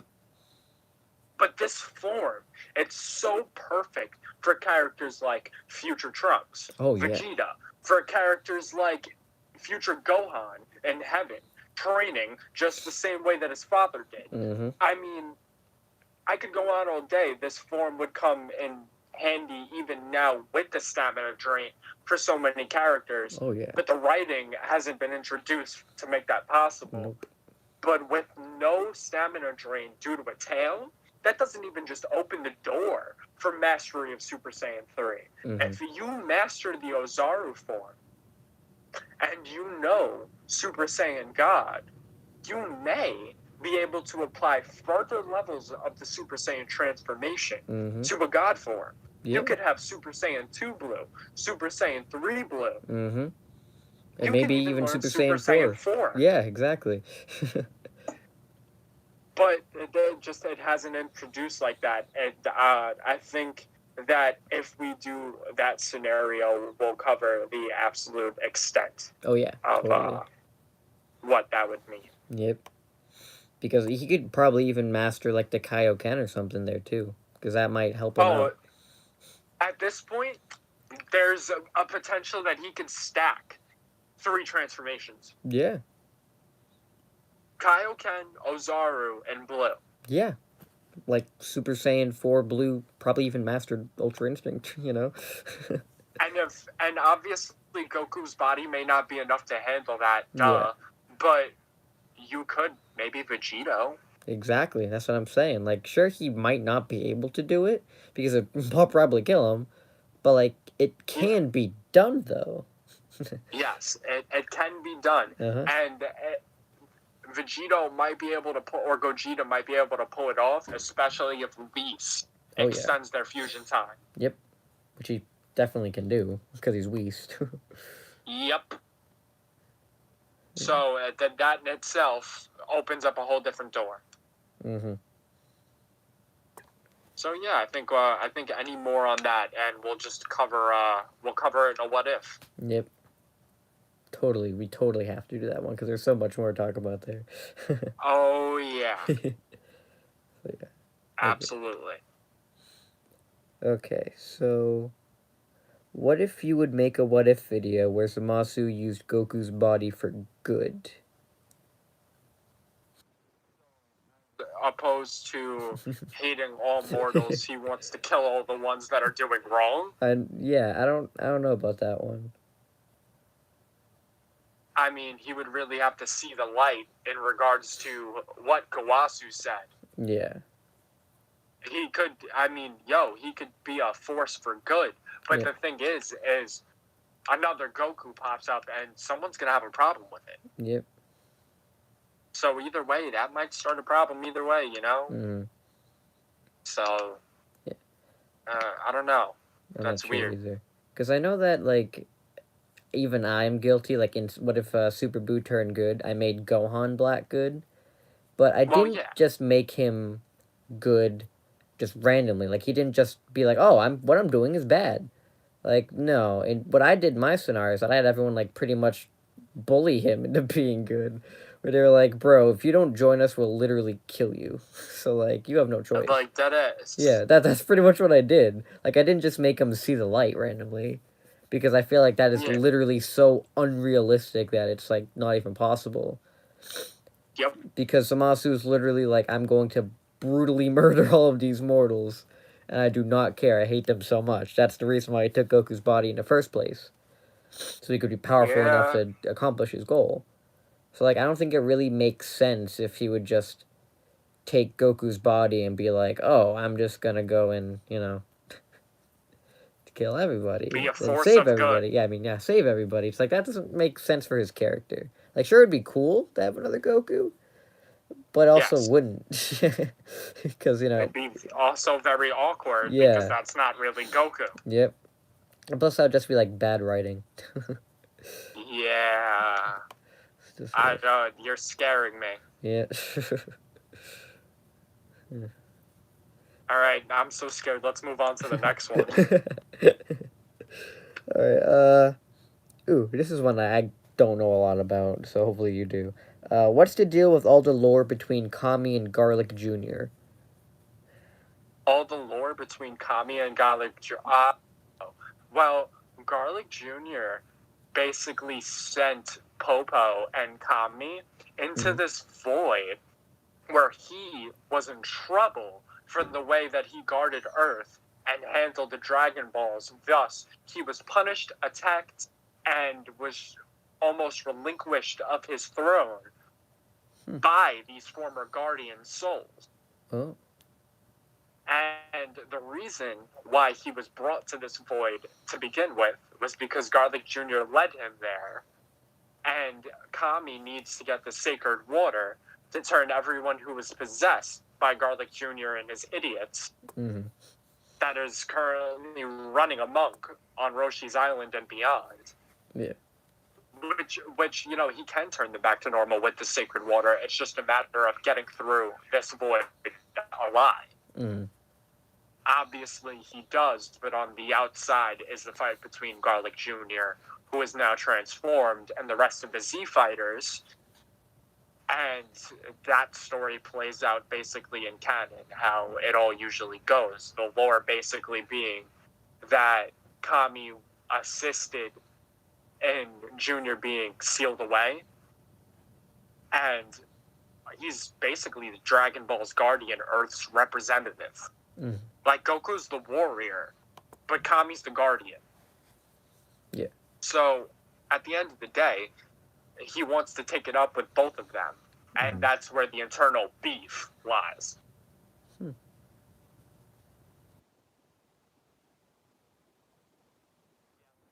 Watched all the movies. Yes, I have written animations about this and shit.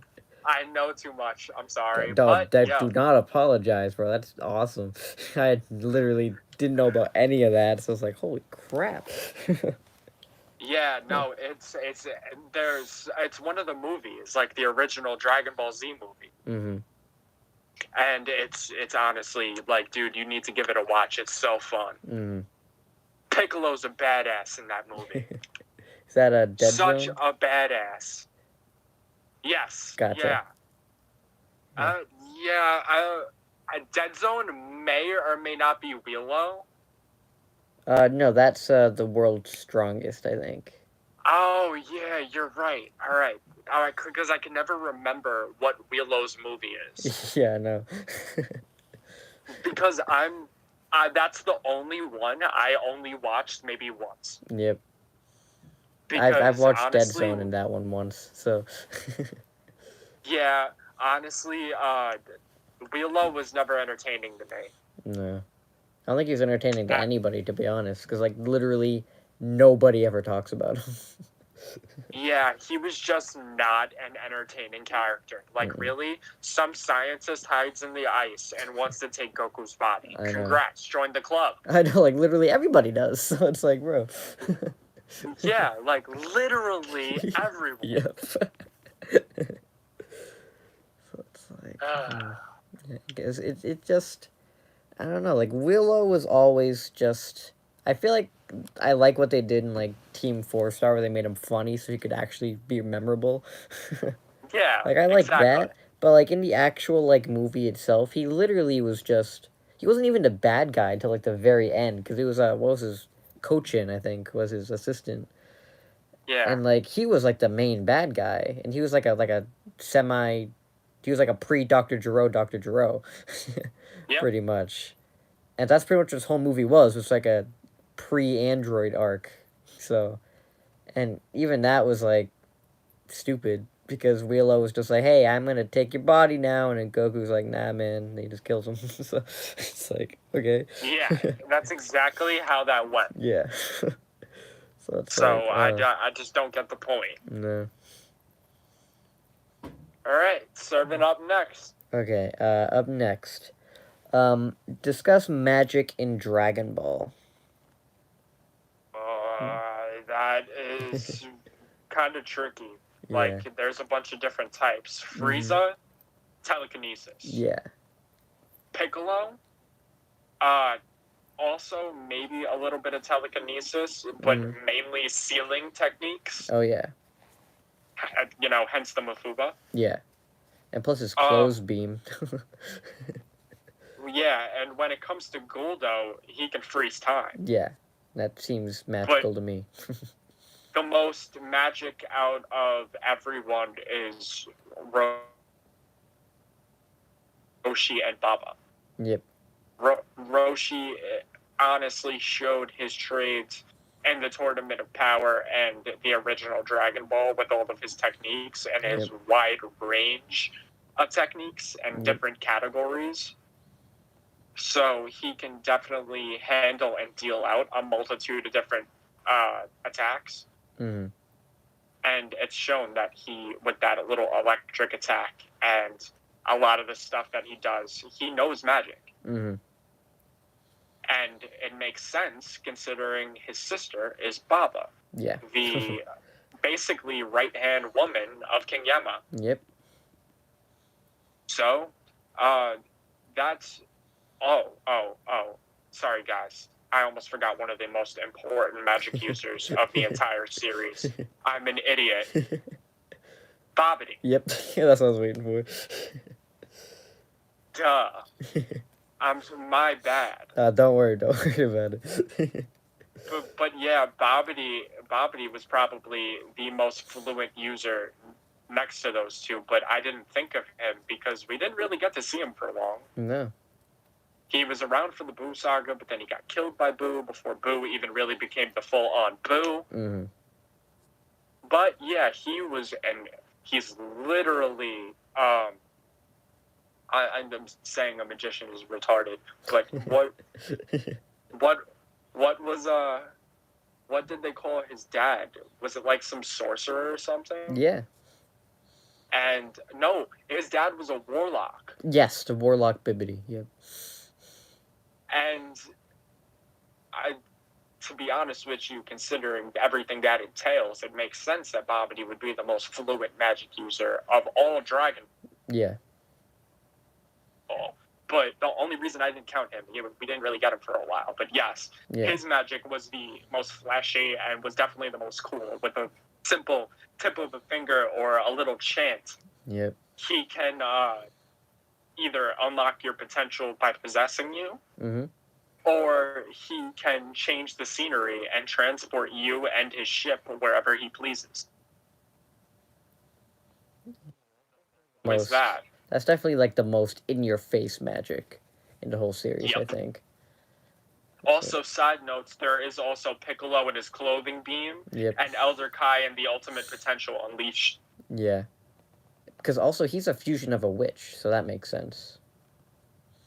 Which, by the way, I just saw this in your What If, where they use spirit control to separate him from the witch. Yep. God, they need to incorporate that. Yeah, because, like, I was, like, thinking in the What If what I was doing. Because I was like, how am I going to make Elder Kai unlock all of our potential without yelling? Because I remember when Goku was like, oh, you can do that? He's like, I ain't doing it to you, bro. So I was like, he's probably not going to want to do it for, like, everybody in canon. So I was like, let me think of, like, the only way where I could, like, make him do it and give him something in return, you know? To be fair, he offered it to Goku right before the Tournament of Power. He did. I do remember that, yeah. But that was when he knew him better.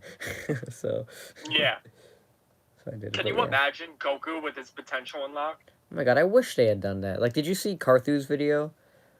Yes. Yeah. Like, I saw that one. I was like, damn, yeah, that would be cool. Like, it sure would make everybody broken, but, like, you know, be cool. Who cares? I know, right? It would be great. Yep. Now all of them could nerf the fuck out of Jiren by just repeatedly punching him in the skull. Literally, yeah. It's a beautiful thing. All right, now that I've painted that graphic image, Damon, next. Gotcha. All right. What if Majin Buu trained for 4 months? Oh, you mean like Boo? Frieza? Yeah, that's what someone asked. That's what I'm assuming they mean, because that's how long Frieza trained, I'm pretty sure. Yo, Damon, do you think he would unlock a new form? Because I don't think he can evolve if he's already... I hope not. Skinny. Yeah. I honestly think if he trains for 4 months, guys, he's absorbing someone and mastering their techniques. Oh, yeah. 100%. That's the only way he's doing it. Yep. So if he disappears and trains for 4 months, he's coming back with, like, 4 people absorbed. Yep. So I don't think you can just be like, what would his gains be if he trained for 4 months? Because truth be told, yes, he'll get quicker, he'll get sharper, he'll get faster, stronger, the whole, 9 yards smarter, basically everything that could help. Yeah. But it's going to have a really, really quick and large limit to it. Yep. Because if he wants to get any further in strength, unless he's honing magical abilities, there's not much you can do. Mm-hmm. Really, there's just not much growth to be attained without absorbing someone. Nope. Like, Boo, even in, like, Heroes, I don't think he has a transformation. No, he does not. No, so it's like, sure, he can train and get stronger, but he won't evolve like literally everybody else does. That's why the humans weren't able to catch up, because they don't have a transformation. So it's like... The only Boo that is seen to evolve is fat Boos when they lose weight. Yeah. And that, I don't think even was like a huge increase in power. I think he's like, okay, I'm going to get more fit so I can match. So it's like... That was just an increase in stamina. Yeah. And then he immediately passed out after. Boo trained. Yeah. He went pretty overboard, and his strength probably rose quite a bit. Oh, yeah. But that's Boo. Mm-hmm. The original Boo. Yeah. There's no topping that. Mm-hmm. You could have an entire Majin Buu race, but the original Boo is always going to be the strongest. Yep. or at least the most knowledgeable. Mm-hmm. As scary as that is, since all he talks about is candy. Yeah, I know, right? Like, literally, if he was in Tournament of Power, he probably could have... Nerfed everyone? Yeah. Like, that's why I'm kind of glad he... Like, bro, I love Boo. Like, Boo is, like, my favorite arc of the series, not gonna lie. Because it's just so much fun. Because it's so much fun. So it's like, I love Boo. But the problem is that he's broken. Like, everything in Super, he could just nerf everybody. Because, like, even in Moro, if they really wanted him to, he could have turned Moro into candy, and then that could have been done. Oh, that would have been spectacular. I know. Because it's like, crap. Boo can literally stop every threat. So it's yeah. Boo is supposed to be unbeatable. It's just they wanted to end Z. Yeah, pretty much. Can't blame them. Yeah. So it's like, that's why they made him the last arc, because it's like, damn, no one can beat this guy. Yep, exactly. So it's like, makes sense. But like, yeah, that's why it's like, I don't think if Boo trained, he would get like stronger, like everybody else does, like Frieza did. But if he was like there more in the story, like if he like never fell asleep, that would help everybody a lot more. But it also like ruin every arc because Boo could just one shot everybody. So it's like, well, don't you think that if an evil form of Kid Boo existed right now, he would be OP as shit because he would be exposed to God Ki and would take advantage of it? Oh yeah, oh yeah. You would totally kill everybody. Really has tried to. So it's like, literally everyone. Yep. So it's like, yeah, Boo's just overpowered to the max. Alright, I think this is like the last question. So, let's see. Okay. Let's check it out. So, it is, what is your favorite arc/saga from all of Dragon Ball so far? And what is your least favorite arc and saga from all of Dragon Ball so far? That's a hell of a way to end it. I know. Well, least favorite arc of Dragon Ball Super. Yeah, let's start there. You know, there's I'm picky about a few different parts, but I would have to say what I dislike the most is either Copy Vegeta's arc or overall, and it's hard for me to say this because I love the Frieza return arc. Yep. But I hate Gohan's nerf. Yep. So I almost want to say that arc solely because I hate the beginning of it. Yep. My favorite arc in Dragon Ball Super, Goku Black arc, easy. Yep, same here. Hands down, best writing, really good graphics, and overall the storytelling was just absolutely beautiful. Yep. And to see a character that was so beloved like Trunks come back, it was great. And another Goku. Who doesn't love that? Oh yeah, because especially for like me, we watched Goku versus Evil Goku back in the day by like the Redhead Henry. Yep. I was like, oh my god, finally, so they did it. Yep. That's what I did. I watched Redhead Henry afterwards again, and I said, it's real. It's real. Same thing here. It was awesome. What about you? Least favorites and favorite? Okay, so it's hard to decide because I don't really count Copy Vegeta because that's not like that's kind of like a filler. But yeah, that's why I chose it because it's pointless. Yeah, but I feel like for like main stories, it's definitely either Resurrection F or Universe 6.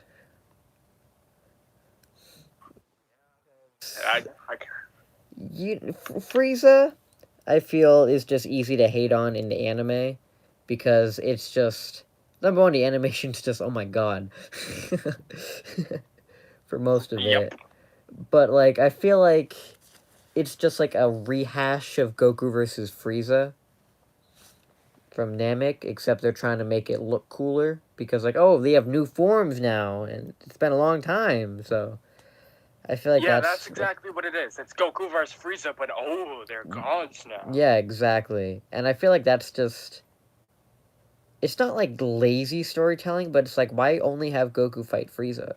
Because, like, sure, Vegeta came in, but, like, he smacked Frieza around for, like, 10 minutes, and then Frieza killed everybody. And then Goku came and killed him at the end. So it was like, it just was like, what was the point? Yeah, exactly. So it's like, I feel like that one was, like, kind of like a waste of potential. Like, they could have done a lot with that, but they didn't. Because, like you were saying with, like, Gohan and everybody, like, Gohan literally became a pussy in that arc. Like, really bad. Yes, he did. And it was like, damn, that just sucks. And like I was saying earlier too, with like Goten and Trunks, like, yeah, I honestly, I could be very nitpicky about the whole thing, but I think that the most pointless part of it was the beginning of Resurrection F. mm-hmm. I don't think you really had to nerf Gohan that bad. Exactly. And like there was really no a bunch of different ways to go about it. Yep. That was not one of them. No, definitely not. Because like they don't need to nerf him that bad. Like I would at least have him. I know. I would at least have him fight Frieza. Like I do think it was an okay idea that they got rid of the ultimate form. Like I do and I don't, because I like how in like before the Tournament of Power where he has to like get it again because he slacked off from training. Like I do believe that slacking off from training would like negate the ultimate form kind of. But like at least have him be able to fight first form Frieza. Yeah. Because the fact that I'm pretty sure he went Super Saiyan 2, right? Yeah. Yeah, I'm pretty sure he went Super Saiyan 2, so it's like... At the very, very end. Yeah, and it's like, why didn't you... Why... It's like, you could have fought him, you know? And it's the fact that Super Saiyan 2 Gohan couldn't even do anything against first form Frieza, even after training, because it's kind of like, damn, that sucks. Because even, like, in the Namek Saga as a kid... he was whooping that ass. Yeah, he was whooping, like, second form Frieza's ass, even third form Frieza to a degree. So it's like, bro. Yeah, like, what happened? Yeah, it's like, ugh. So I feel like that, like, arc literally assassinated Gohan's character. So it's like... It did. Universe 6, I feel, for me, is also up there with being the worst of Super.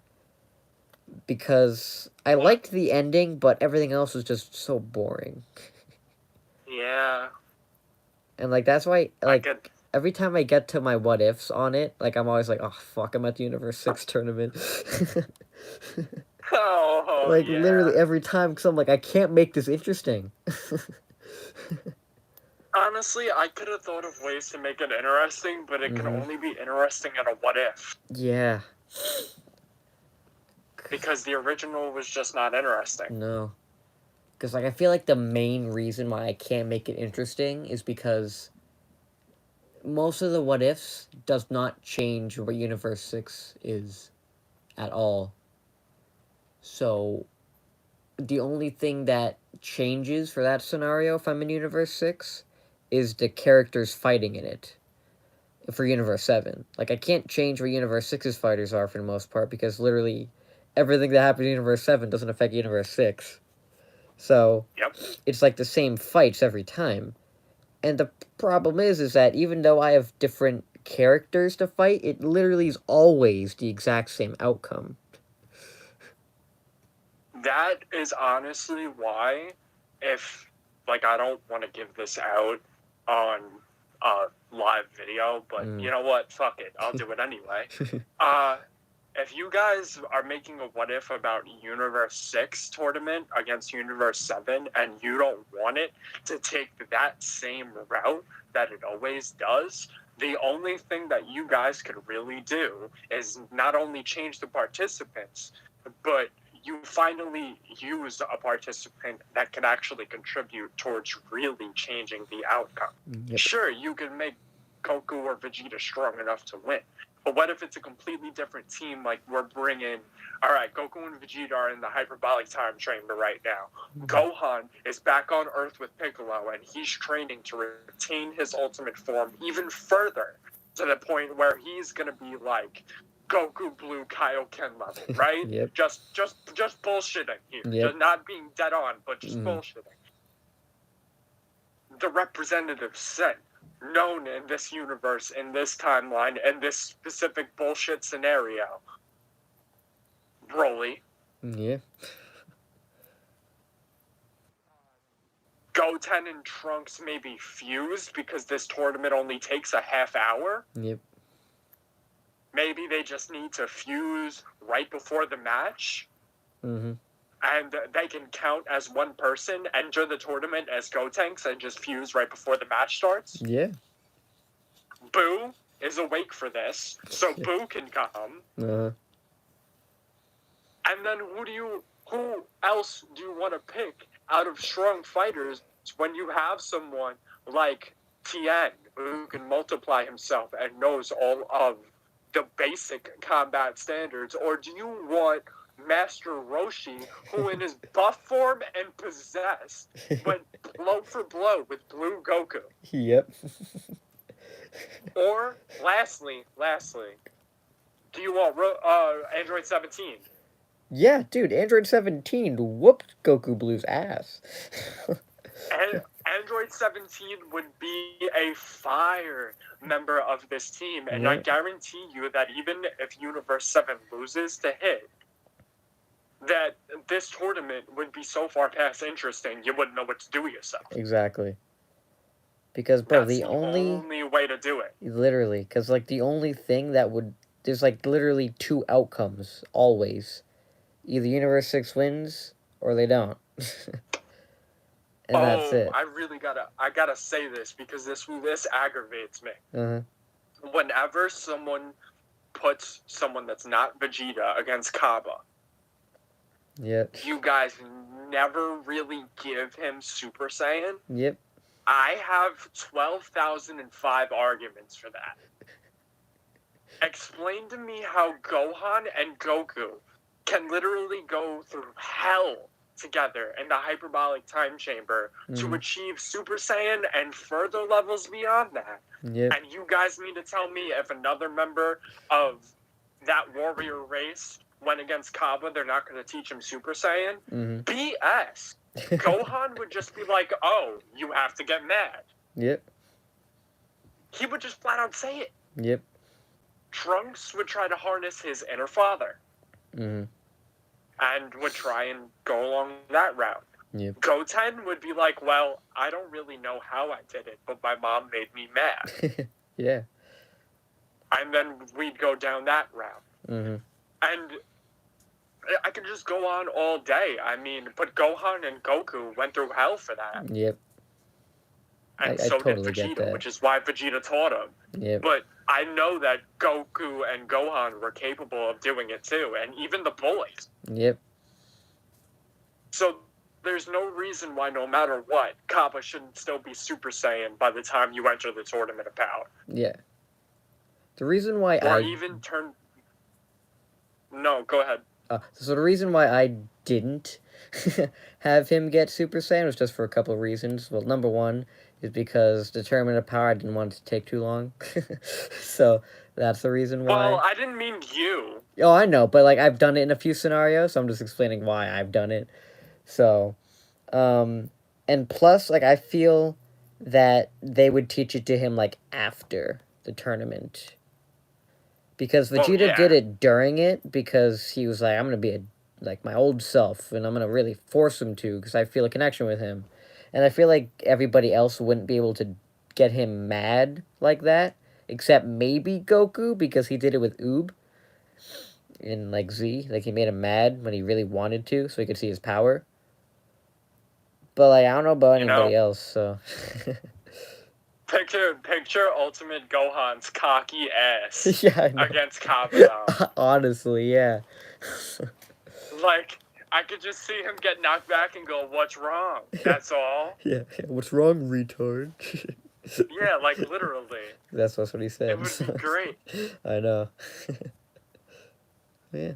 He went off on Boo, so... Oh, yeah. It would have been cool. Mm-hmm. But yeah, I haven't really heard much scenarios where you've done something like that.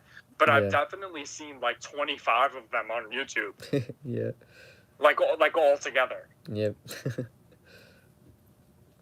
But damn, that's a hell of a question video. Yeah. Because, like, I don't... We went nuts. Yep. Plus, like, even if Universe 6 won the tournament, right? Yeah. That would change, but not drastically, I don't think. Because do you think Trunks would still show up in, like, their Earth, or would he show up in, like, Universe 6's new Earth? To be honest with you, they always argued that Champa would wish for Universe 7's Earth to go to Universe 6. Yep. But I actually have an argument for that. I think Whis wouldn't allow that. Mm-hmm. Because I think he would turn around to his sister and go, "I'm just saying, Zeno and Grand Priest ain't gonna be cool with that." Yeah, that's another big argument. You're right. Who knows how they'd feel? But you know what they will be cool with? You using the wish to restore your Earth. Restores his own Universe 6's Earth from the conflict that they had long ago. Yeah. And, well, Universe 7's Earth stays in Universe 7, and Universe 6's Earth is revived and in Universe 6. Yep. So Champa gets his food, he's happy, and then future Trunks shows up in Universe 7 on Universe 7's Earth. Yeah. So it's just... And, wow. Yeah, it goes canon. Yeah. Wow. So, like, literally nothing changes. Yeah, exactly. God, that's why... I think it's just my what-if bias. Because, like, every time I get to the arc, I'm like, I can't make this interesting. Like... So that's... Nah, for real, bro. I've thought of mad different ways. Yep. But maybe, and also, I've seen YouTubers do something like that before, and I've seen them do mangas for that too. Yeah. I'm going to try to do one about it. I'm going to try to put someone in it who can, like, try to make it interesting, but, like, I can't, like, in all my other what-ifs, I'm always like, dang. Because, like, I don't want to change something so drastically that, like, future Trunks and Tournament of Power don't happen. But I want to, like... That's the main problem, because if I change something too big, it's going to affect a lot of other arcs. And if I make it too small, it's going to be literally the Universe 6 tournament. So, it's like... That's why when you change something, at the end of the day, you have to come to the conclusion that no matter what, Zamasu will be watching, and he will notice the fact that mortals are too strong for his liking and have too much potential. Yep. So he will pick whatever warrior he deems fit by whatever he sees, and that warrior will show up in the past to basically scar Trunks for life. Yeah. That's true. Pretty much. Mm-hmm. And no matter the what if, that's basically the way it should go, because that's Zamasu's character. Yeah. The potential to be good. Oh, yeah. But the thing is, he's very clouded and is not given the time to change that. And something would have to be significant enough to gain his attention long enough to wake him up. Mm-hmm. Which there isn't a lot of things that could. Yeah. Change in 0.5 seconds. Oh, yeah. Don't think that could happen. Damn Nians. Yep. Yeah, so... I don't know. Yeah, but that's how Universe 6 and Universe 7 go. Yep. Yeah, so I think that's covered it for Super. Yeah, that definitely covers all of Super. Yeah. Okay, so now to Z. Let's go to Z. Or do you want to go to GT? Which one do you want first? Uh, let's go to GT and just get it over with. Yeah, okay. So what's your least favorite and favorite arc in that very long series?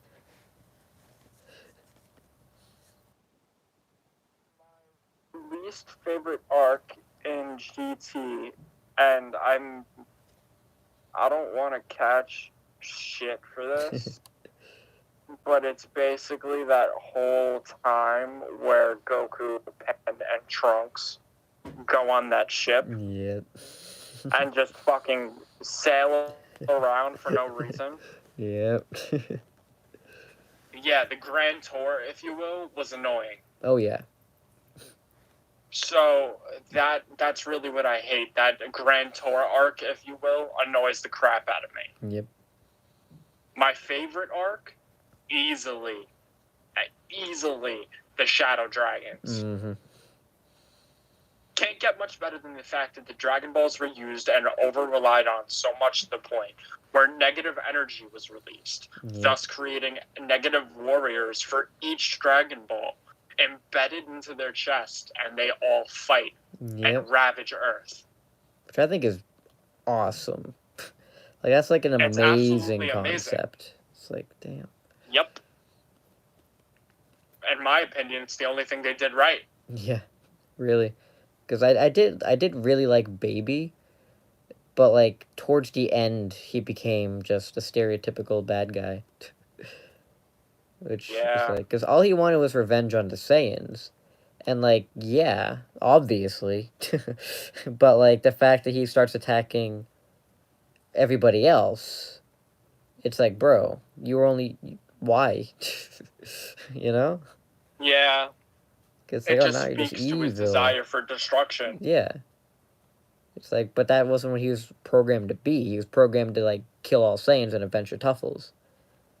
But sure, he tried to kill all the Saiyans, but then he's like, yeah, I'm just going to kill everybody because I'm evil now. Yeah, that seemed to be how it was going to go. Yep.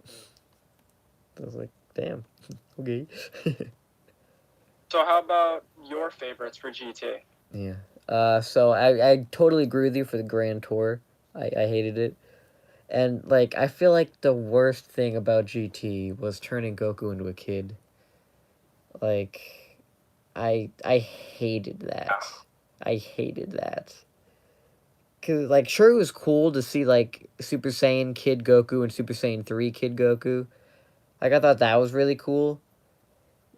But just everything about it, like, it was just like, oh, let's revert Goku's character development down a lot. Where, like, now he's, like, actually a kid now. And he's got those kid jokes. Yeah, so now he's not... He doesn't only have the kid mentality. Now he really is one. Exactly, and that's just, like, ugh. Too much. Oh, yeah, totally. And, like, sure, he has some cool moments. But, like, that's... For the most part, it's like, nah. He's just way too kiddish for my liking. I don't like it. So, like, that Grand Tour arc where he was pretty much just acting like... Not like Goku. And just, like, a random... Like, he was acting like... the first arc. The Pilaf arc Goku. Yep. And I was like, bro, you're not him anymore. Like, you don't need to be like him anymore. You grew up. Like, why do you have to revert so far back? It was just like... I'm sorry, but the idea that Pan had to call someone smaller than her grandpa... I know. Like, that also just took me out of it. Yep. Because I thought it was funny at first, but, like, afterward, I was like, nah, this is sad. Yes, exactly. It's like, oh, no. So what about your actual favorite? My favorite is definitely the Shadow Dragons. Because I thought that was so freaking cool. Yep. Because it's just like, oh, yep. So, and, like, and I thought it was so cool that, like, every dragon was, like, based off, like, a wish. Like, they were born from, like, this specific wish. Like, I thought that was really cool. Because it was like, oh, that ties into, like, when you made that wish, this dragon was born. It's like, oh, that's pretty cool. So it's like, yeah. And then just, like, Super Saiyan 4 Gogeta and, like, Super Saiyan 4 Vegeta. I was like, damn, this is so cool. Absolutely. Yeah, so I thought that was just the best. I wish it had ended not so fast, you know?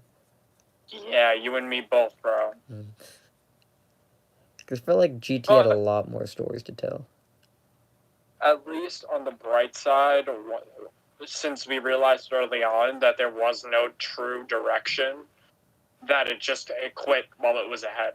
Yep. The only thing we could have asked for. Yeah. Because they had really good ideas. Oh, yeah, executed absolutely. them That's what I was about to say. Yeah. All right, well, I'm thinking, let's have you start off with this one. What's your least favorite and favorite for Z? Oh, crap. Okay. Yeah. This is like a really hard one. So I consider Android and Cell the same thing. Yeah.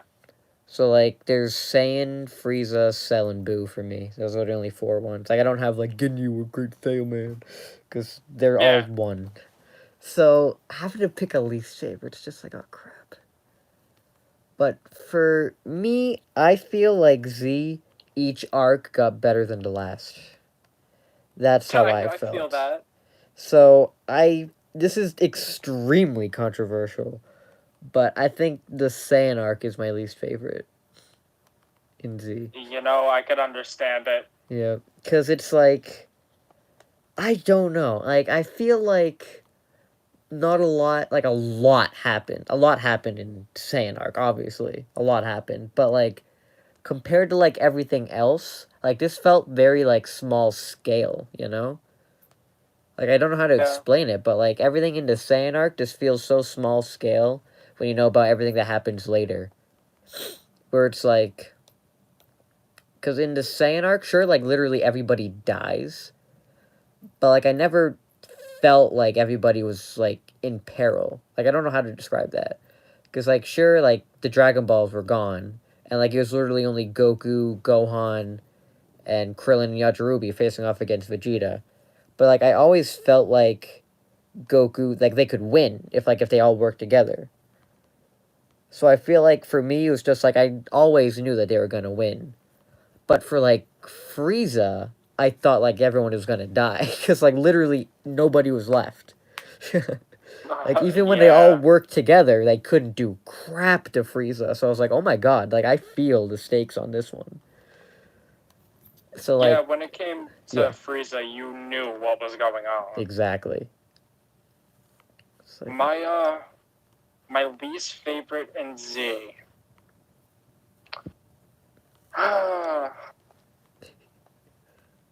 Yeah, I'm not gonna lie. Arc 2. I got a couple criticisms with the Saiyan arc, and my criticisms with it is it's the only arc in Z I could have seen everyone going a different direction completely. Yep. That fight didn't need to take place. Raditz should have made Goku well aware of Frieza's existence, and he didn't. Yep. There was no reason for him not to, and the story should have went completely different in regards to the rest of the Saiyans showing up, only for Goku to argue with them all about their way of life. And for them to eventually, after a fight and a disagreement, to end up joining forces for one common goal. Frieza. Yep. Take Frieza out of the equation, and now they're living all on peace and earth because people were slaughtered, and everything that they just witnessed is pretty much life-changing. Mm-hmm. So now you have 3 Saiyans that could settle down near Capsule Corp, or 2, and you can have Raditz beat by Goku. Yeah. And you have all these Saiyans live on Earth. That opens the potential for a bunch of great additions in Z. But it's a missed opportunity solely because you wanted to open it up with a bang. Yeah. because they wanted to open it up with Goku dying, which is like, oh shit. That's and it's that just moment like, is. really? Yep. Like My favorite? Yeah. My favorite's gotta be the Android arc as a whole. Mm-hmm. And that includes the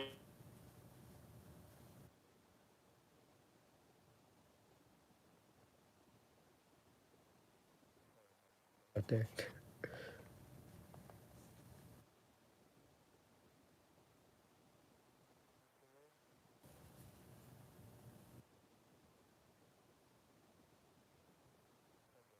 Saying, if you are.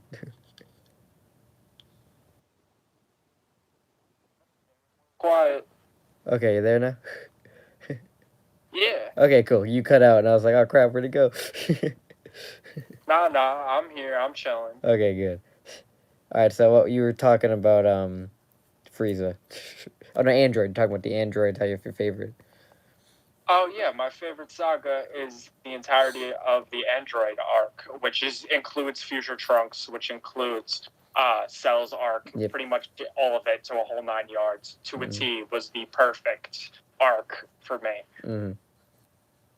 And overall, I feel like they handled it just right. Yep.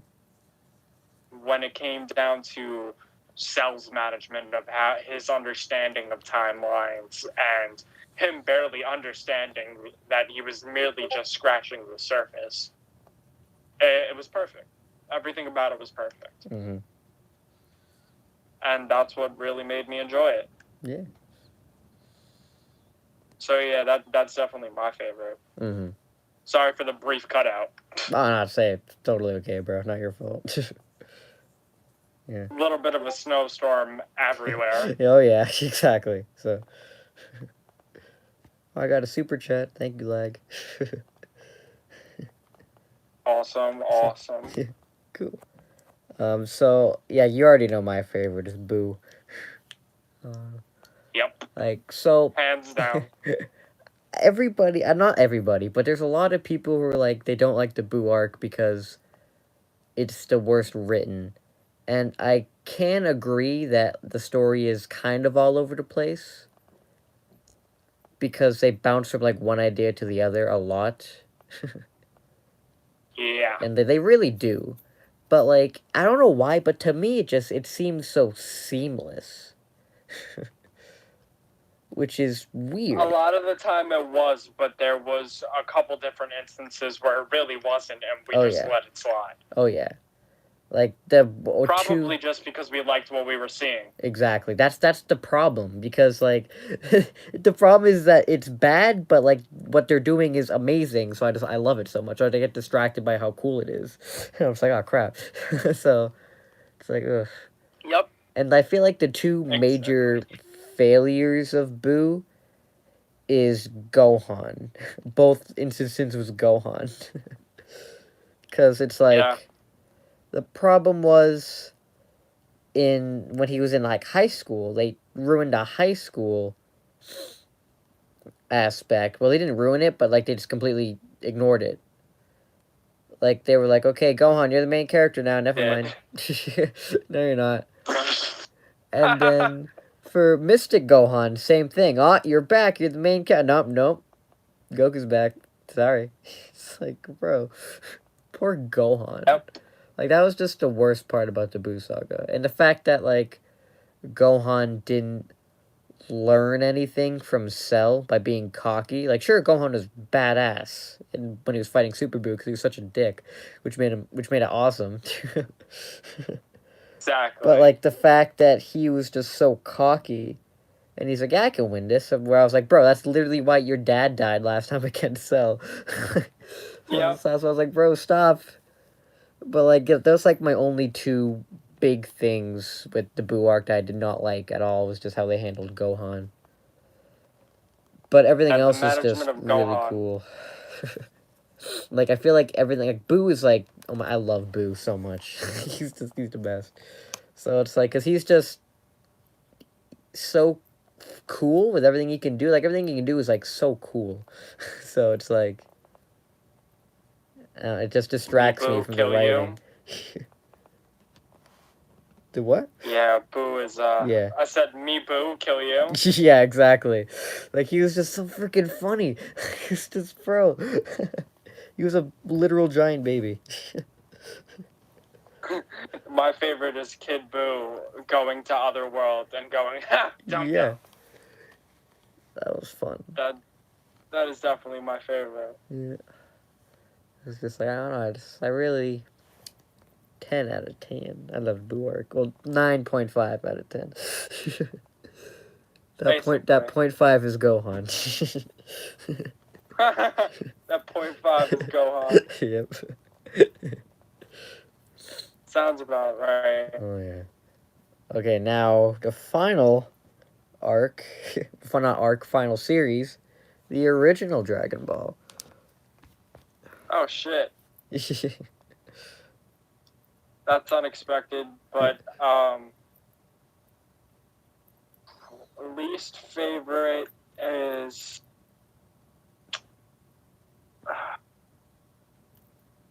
I'm gonna get shit on for this. But I feel like not as much. Don't hate me, everyone, please. But we really did get to get introduced to Grandpa Gohan and Roshi and everyone all in one series. And I honestly wish we had more time to learn about Grandpa Gohan. Mm-hmm. Thus, the one thing I could think of to remove, or that I could say I wish was done more off screen, was one, the entirety of King Piccolo having drum. Yep. Like, and tambourine. First off, get that the fuck out of here. That's number one. But if I can't pick that to be removed, then I'd probably ask to shorten the amount of time we saw Krillin and Goku train together. Not reduce to zero. Mm-hmm. Just shorten a little bit. So we can, earlier on, we can get more of Grandpa Gohan. Mm-hmm. He can still pass away the same way, but it opens up more episodes of the series earlier on for use. Yep. My favorite is the final battle with King Piccolo. Oh yeah. But not King Piccolo, like the old king. Mm-hmm. I mean the World Tournament fight between Team Goku Yep. and Piccolo Jr. Yep. That fight was absolutely fucking great. Yes, it is one of my favorite fights. From top to bottom, that fight was spectacular and made anime what it is today. Exactly. So there's no way around that for me. That's definitely one of my favorites. Mm-hmm. How about you, bro? Well, so my least favorite arc is the first one. I believe it. Yeah, the peel-off arc I don't like. And I don't blame you. Yep. And it's just, I feel like the knowledge of everything that comes after it just makes me like, crap, this is not Dragon Ball. You know? Like, when I read that first arc, it does not feel anything like Dragon Ball at all. And I understand why, because it was the first arc, and he wasn't really planning on it to be like what it became, obviously. Yeah. But it's like literally the arc right after, which is the first tournament, that felt like Dragon Ball. And everything else after that is what Dragon Ball is. But like the first arc is just gag and just Bulma's boobies. Basically. But it's pretty much what it was. It's just Like, funny, and look at the naked underage girl. It's like, wait Pretty a minute. much. So it's just, I'm not a fan of it, because it's just, they try to be funny, and I don't really think it's that funny. So, Yeah. it's just, like, I feel like the only really good part was when Goku turned into a great ape. Yeah, Because that definitely. was like, oh crap. Because that was like the first time I saw anything like that. That was like really the first Saiyan transformation. So it's like, huh. But also, you don't know why he's doing it. I think that also sucks because you never know until the Saiyan arc what it is, which I think is weird. Because if you think about it, like, man, we never knew what that was for like years until the Saiyan arc. Yep. It's like, wow. So, like, everyone for years was like, what the hell? What was that? Like, why can he turn into a big monkey? Why can he turn into a big monkey? Yeah, it's like, why? So, like, I feel like that also was just like, damn, that kind of is like, oof. That's why it's my least favorite. And plus, I hate rereading it because it's just boring. Yep. But my favorite would totally be Goku versus Piccolo Jr., of course. Oh, absolutely. Because number one, the fight was fantastic. And I feel like this was like the best tournament. Because, like, For sure. yeah, because it was like the last tournament, and it was the one where it was like it culminated. Like, it felt like the end of the story for the tournament, which it basically was. Because in the previous two, Goku lost. But in this one, he Yep. finally won. So it's like Goku finally won a tournament, so he doesn't need to do them anymore. And that's pretty much what happened. Like, he won, and then he never really did another tournament again until all the way in Boo. And even then, he didn't even finish it or even fight in it. And he only He fought. really only showed up for Oob. Yeah, like, he was there, and he's like, hey, I noticed you were gonna be here. So that's why I came. Like, you're literally the only reason I'm here, because I've outgrown this tournament. So, like, I feel like the Piccolo Jr. fight was, like, the culmination of Goku's journey as, like, the world champion. Because Z got bigger and better with, like, the universe's champion and, like, the galaxy's champion and stuff like that. But, like, I feel like that last one really cemented Goku as, like, the Earth's champion. So it was For like, sure. damn. For sure. So it's like, yeah, that's good. So that's why that one's my favorite. So yeah, my least favorite's the Piccolo. Not the Piccolo. My least favorite's the Pilaf, and my favorite's the Piccolo. Yep. Yeah. Definitely solid choices for sure. Mm. And Dragon Ball is definitely like the original series is definitely hard to navigate through solely because there's so much going on. Oh yeah. But it's always going to be one of the classics. Oh yeah. Like, I don't hate it, but like, I'd much rather read like Z or even Super stories, to be honest. Yeah. Trust me, I could tell. I could see why easily. Yeah. Because again, original Dragon Ball is not bad at all. Like, I don't think there's any like Dragon Ball that's like god awful, except like GT beginning.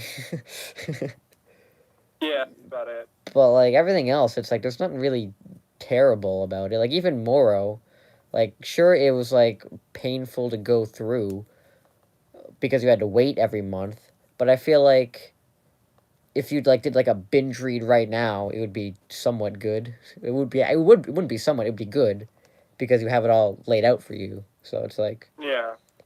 but like having like, I feel like we were talking about earlier, like the super manga, just having it be monthly kind of ruined that.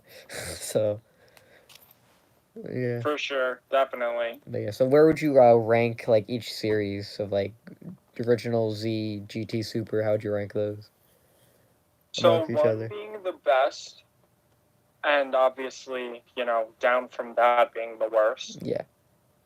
I would put Dragon Ball Z at number 1. Yep. Dragon Ball at number 2. Mm-hmm. Dragon Ball Super at number 3. Yep. And Dragon Ball GT at number 4. Yep.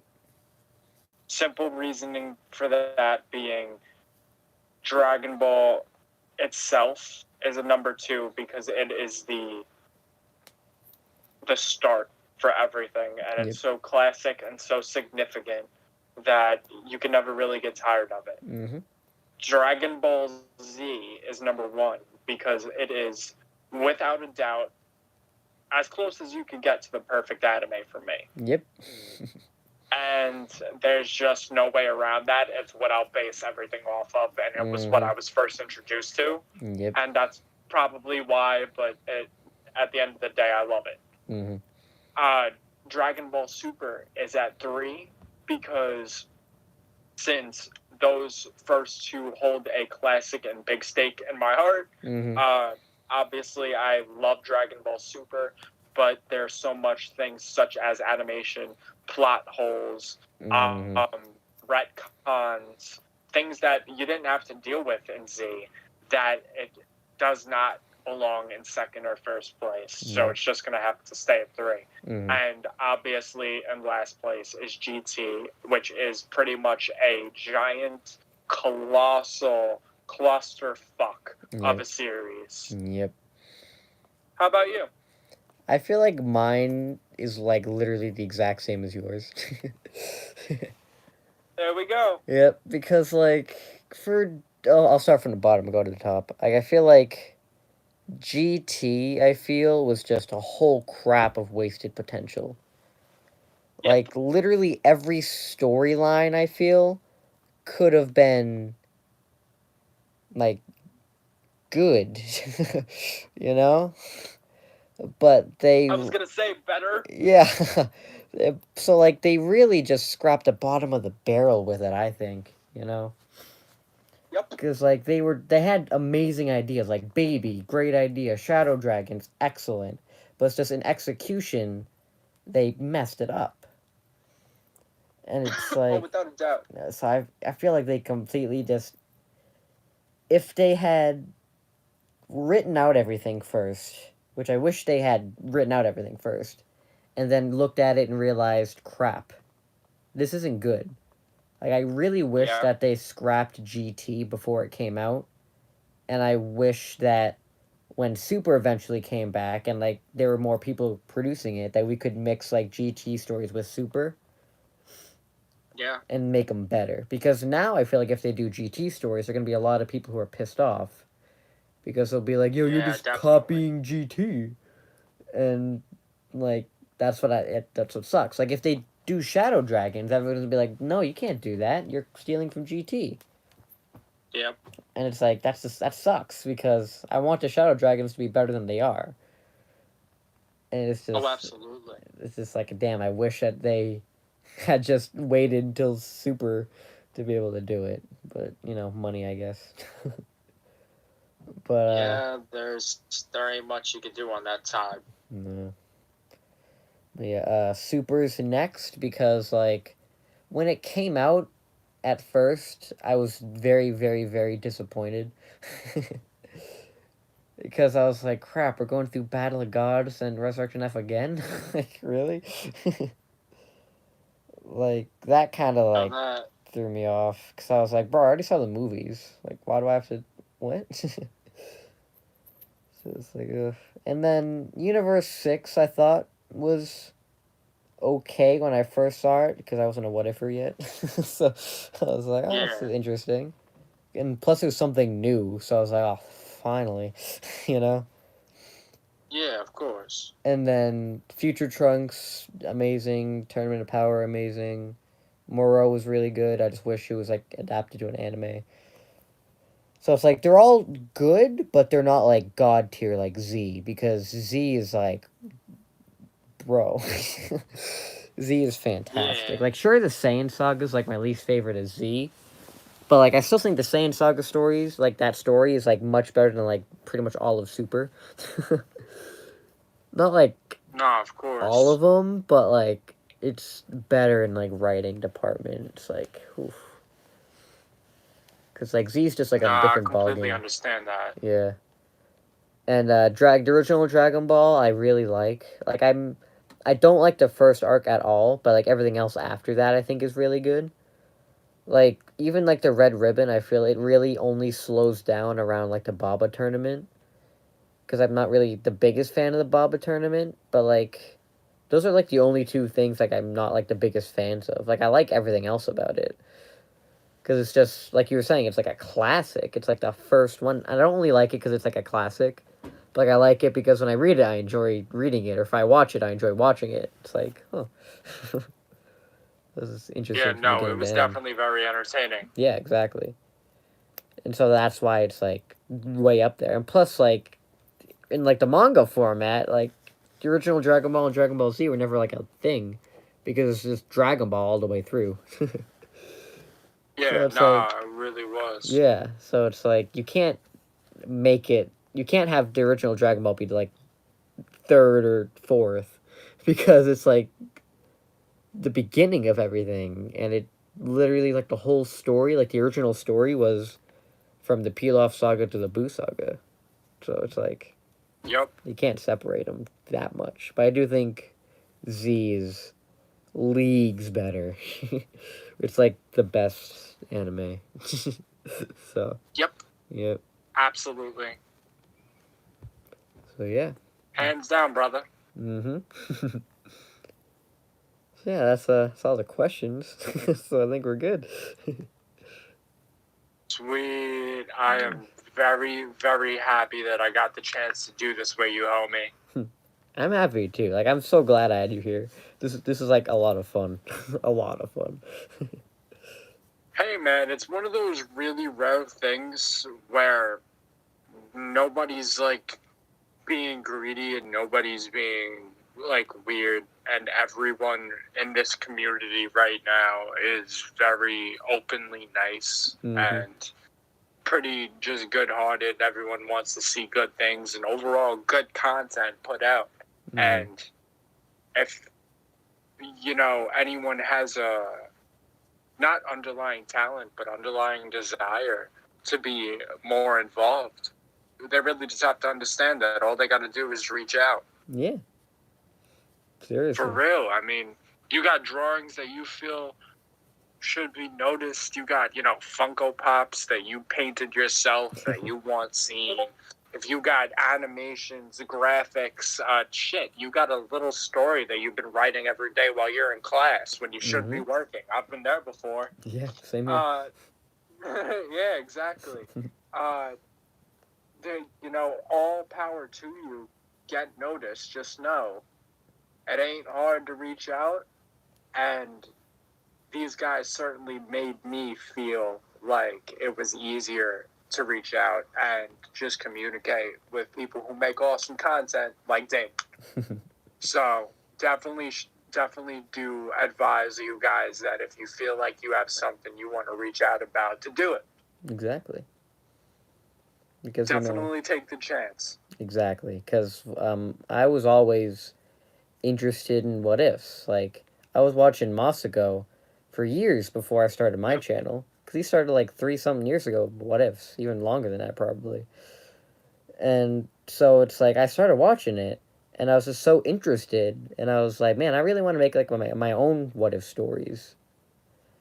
But like I didn't want to yet, because I was like, crap, probably no one's gonna like it. Because I was like, I'm not gonna be compared to Masako.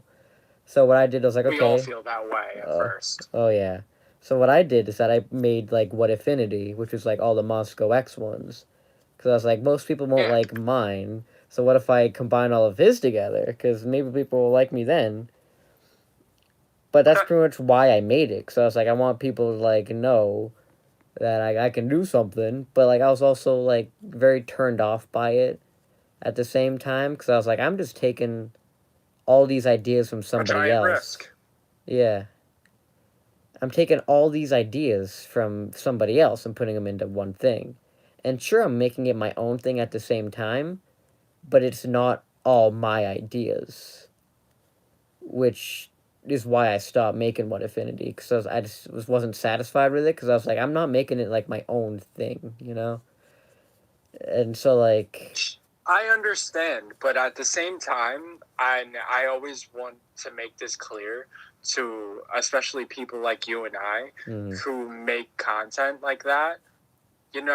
I write music, and when I use another artist's beat, like if I wake up tomorrow and I think, you know what, I'm gonna remix a viral TikTok song. So I go and I look what rap is viral right now, and I see Red Light with King Stacks, and I see Spot 'em Got 'em beatbox too, and I think, all right, maybe I'll remix those two.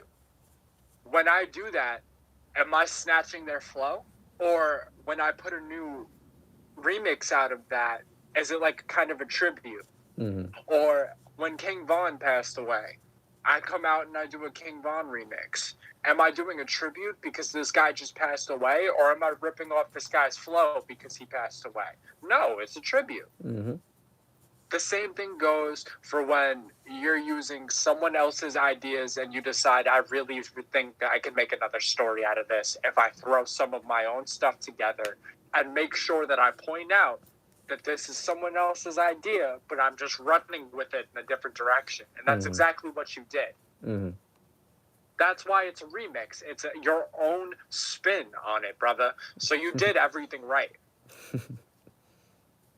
For sure. And I feel like people get turned off when they do stuff like that. When really, you got to think of it as a tribute. If you're openly giving credit, you're not doing anything wrong. You're just putting your own input on it. You're totally right. Because whenever I do any sort of shit, I use somebody's sprite sheet and an animation or a poster. I use someone else's beat to make a tribute. I use someone else's mod inside a video game and make a video for it. I'm not going to claim that I made this fully, but am I going to claim that I spent the hard time putting it in the game on my own specific console to bring you this video? Yeah, because that's two completely different things. And then if you ever look at a description or you look at a caption or whatever, it's always going to say who it was made by. Yep. Because if anything, it's tribute, it's acknowledgement, it's credit with my own little spin on it. That's really how I see it, and that's how I think if people came to look at it, it would definitely help them create more content that they love. Oh, yeah. Man, I just looked at that a whole new angle, bro. You're changing my mind tonight, man. I got you, homie. You already know. Oh, yeah. Of course I know. Yeah, you're totally right. This has definitely been awesome. I think we covered almost every branch of Dragon Ball. We covered what brought us to the table. We talked about, just life in general, the Snowstorm. We covered, multiple outlooks on life. If you guys wanted a live stream to watch during the Snowstorm, this is the one. Totally gonna promote this everywhere after it's fully done posting too. Be like, yo guys, totally need to watch this. For like everybody who's here tonight, like, bro, go reach out to your friends. Tell them later when this is posted on YouTube. Be like, yo, go watch this live stream. Because this was an experience, bro. I had a lot of fun with this. Yeah, my boy is texting me right now. He texted me like an hour ago. And he was like, you don't even have to text me the link. I'm already watching. That's awesome. Yeah, all my friends are crazed Dragon Ball fans. So you could say I have a lot of inspiration. That's fantastic. You guys really want to laugh? I hope everyone gets a laugh out of this, both watching and Damon. My mom's a Dragon Ball fan. And she's in her late 40s, and her favorite character is Vegeta, just like me. And I think it's the absolute greatest shit ever. That is. Oh my god.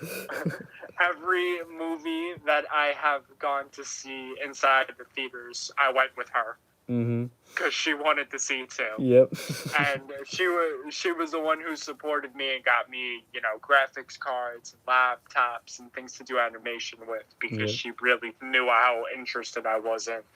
So yes, my mom is an anime fan. It definitely runs in the family. That is awesome. Yeah, I would say it's going pretty good over here. Oh yeah, I'm super glad it's going good over there, bro. That's amazing to hear. And yeah, this has definitely been a whole blast, bro. Oh yeah, we totally gotta do this more often. Oh, absolutely. I'm down. You let me know, and I'll come right away, bro. I will Exactly. definitely come by right away and do a live stream, no matter what, or a video, whatever. Mm-hmm. Of course, I'll totally let you know. Any live stream, any like what if, like, yeah, if I ever like need any like help on a what if, I'll be like, yo, bro. Yeah, you know I can come make the save. I got you. Mm-hmm. Yeah. So yeah. So thank everybody who was here for watching. I know you guys have been talking, but like I really didn't look because I was busy having Yeah, we were life changing distracted. conversations. So like yeah, probably like Yeah. next time for like a stream, I'll probably like have the chat open more if we can do like a live what if discussion, where I'm like reading the comments more than like the community post. Probably do that later on. But like yeah, thank you all for commenting on here though. It means a lot because it's getting this video out there more. So a lot of people are here. So Absolutely. But yeah, so thank you guys all so much for watching, and I will see you later. Be good, guys. Please.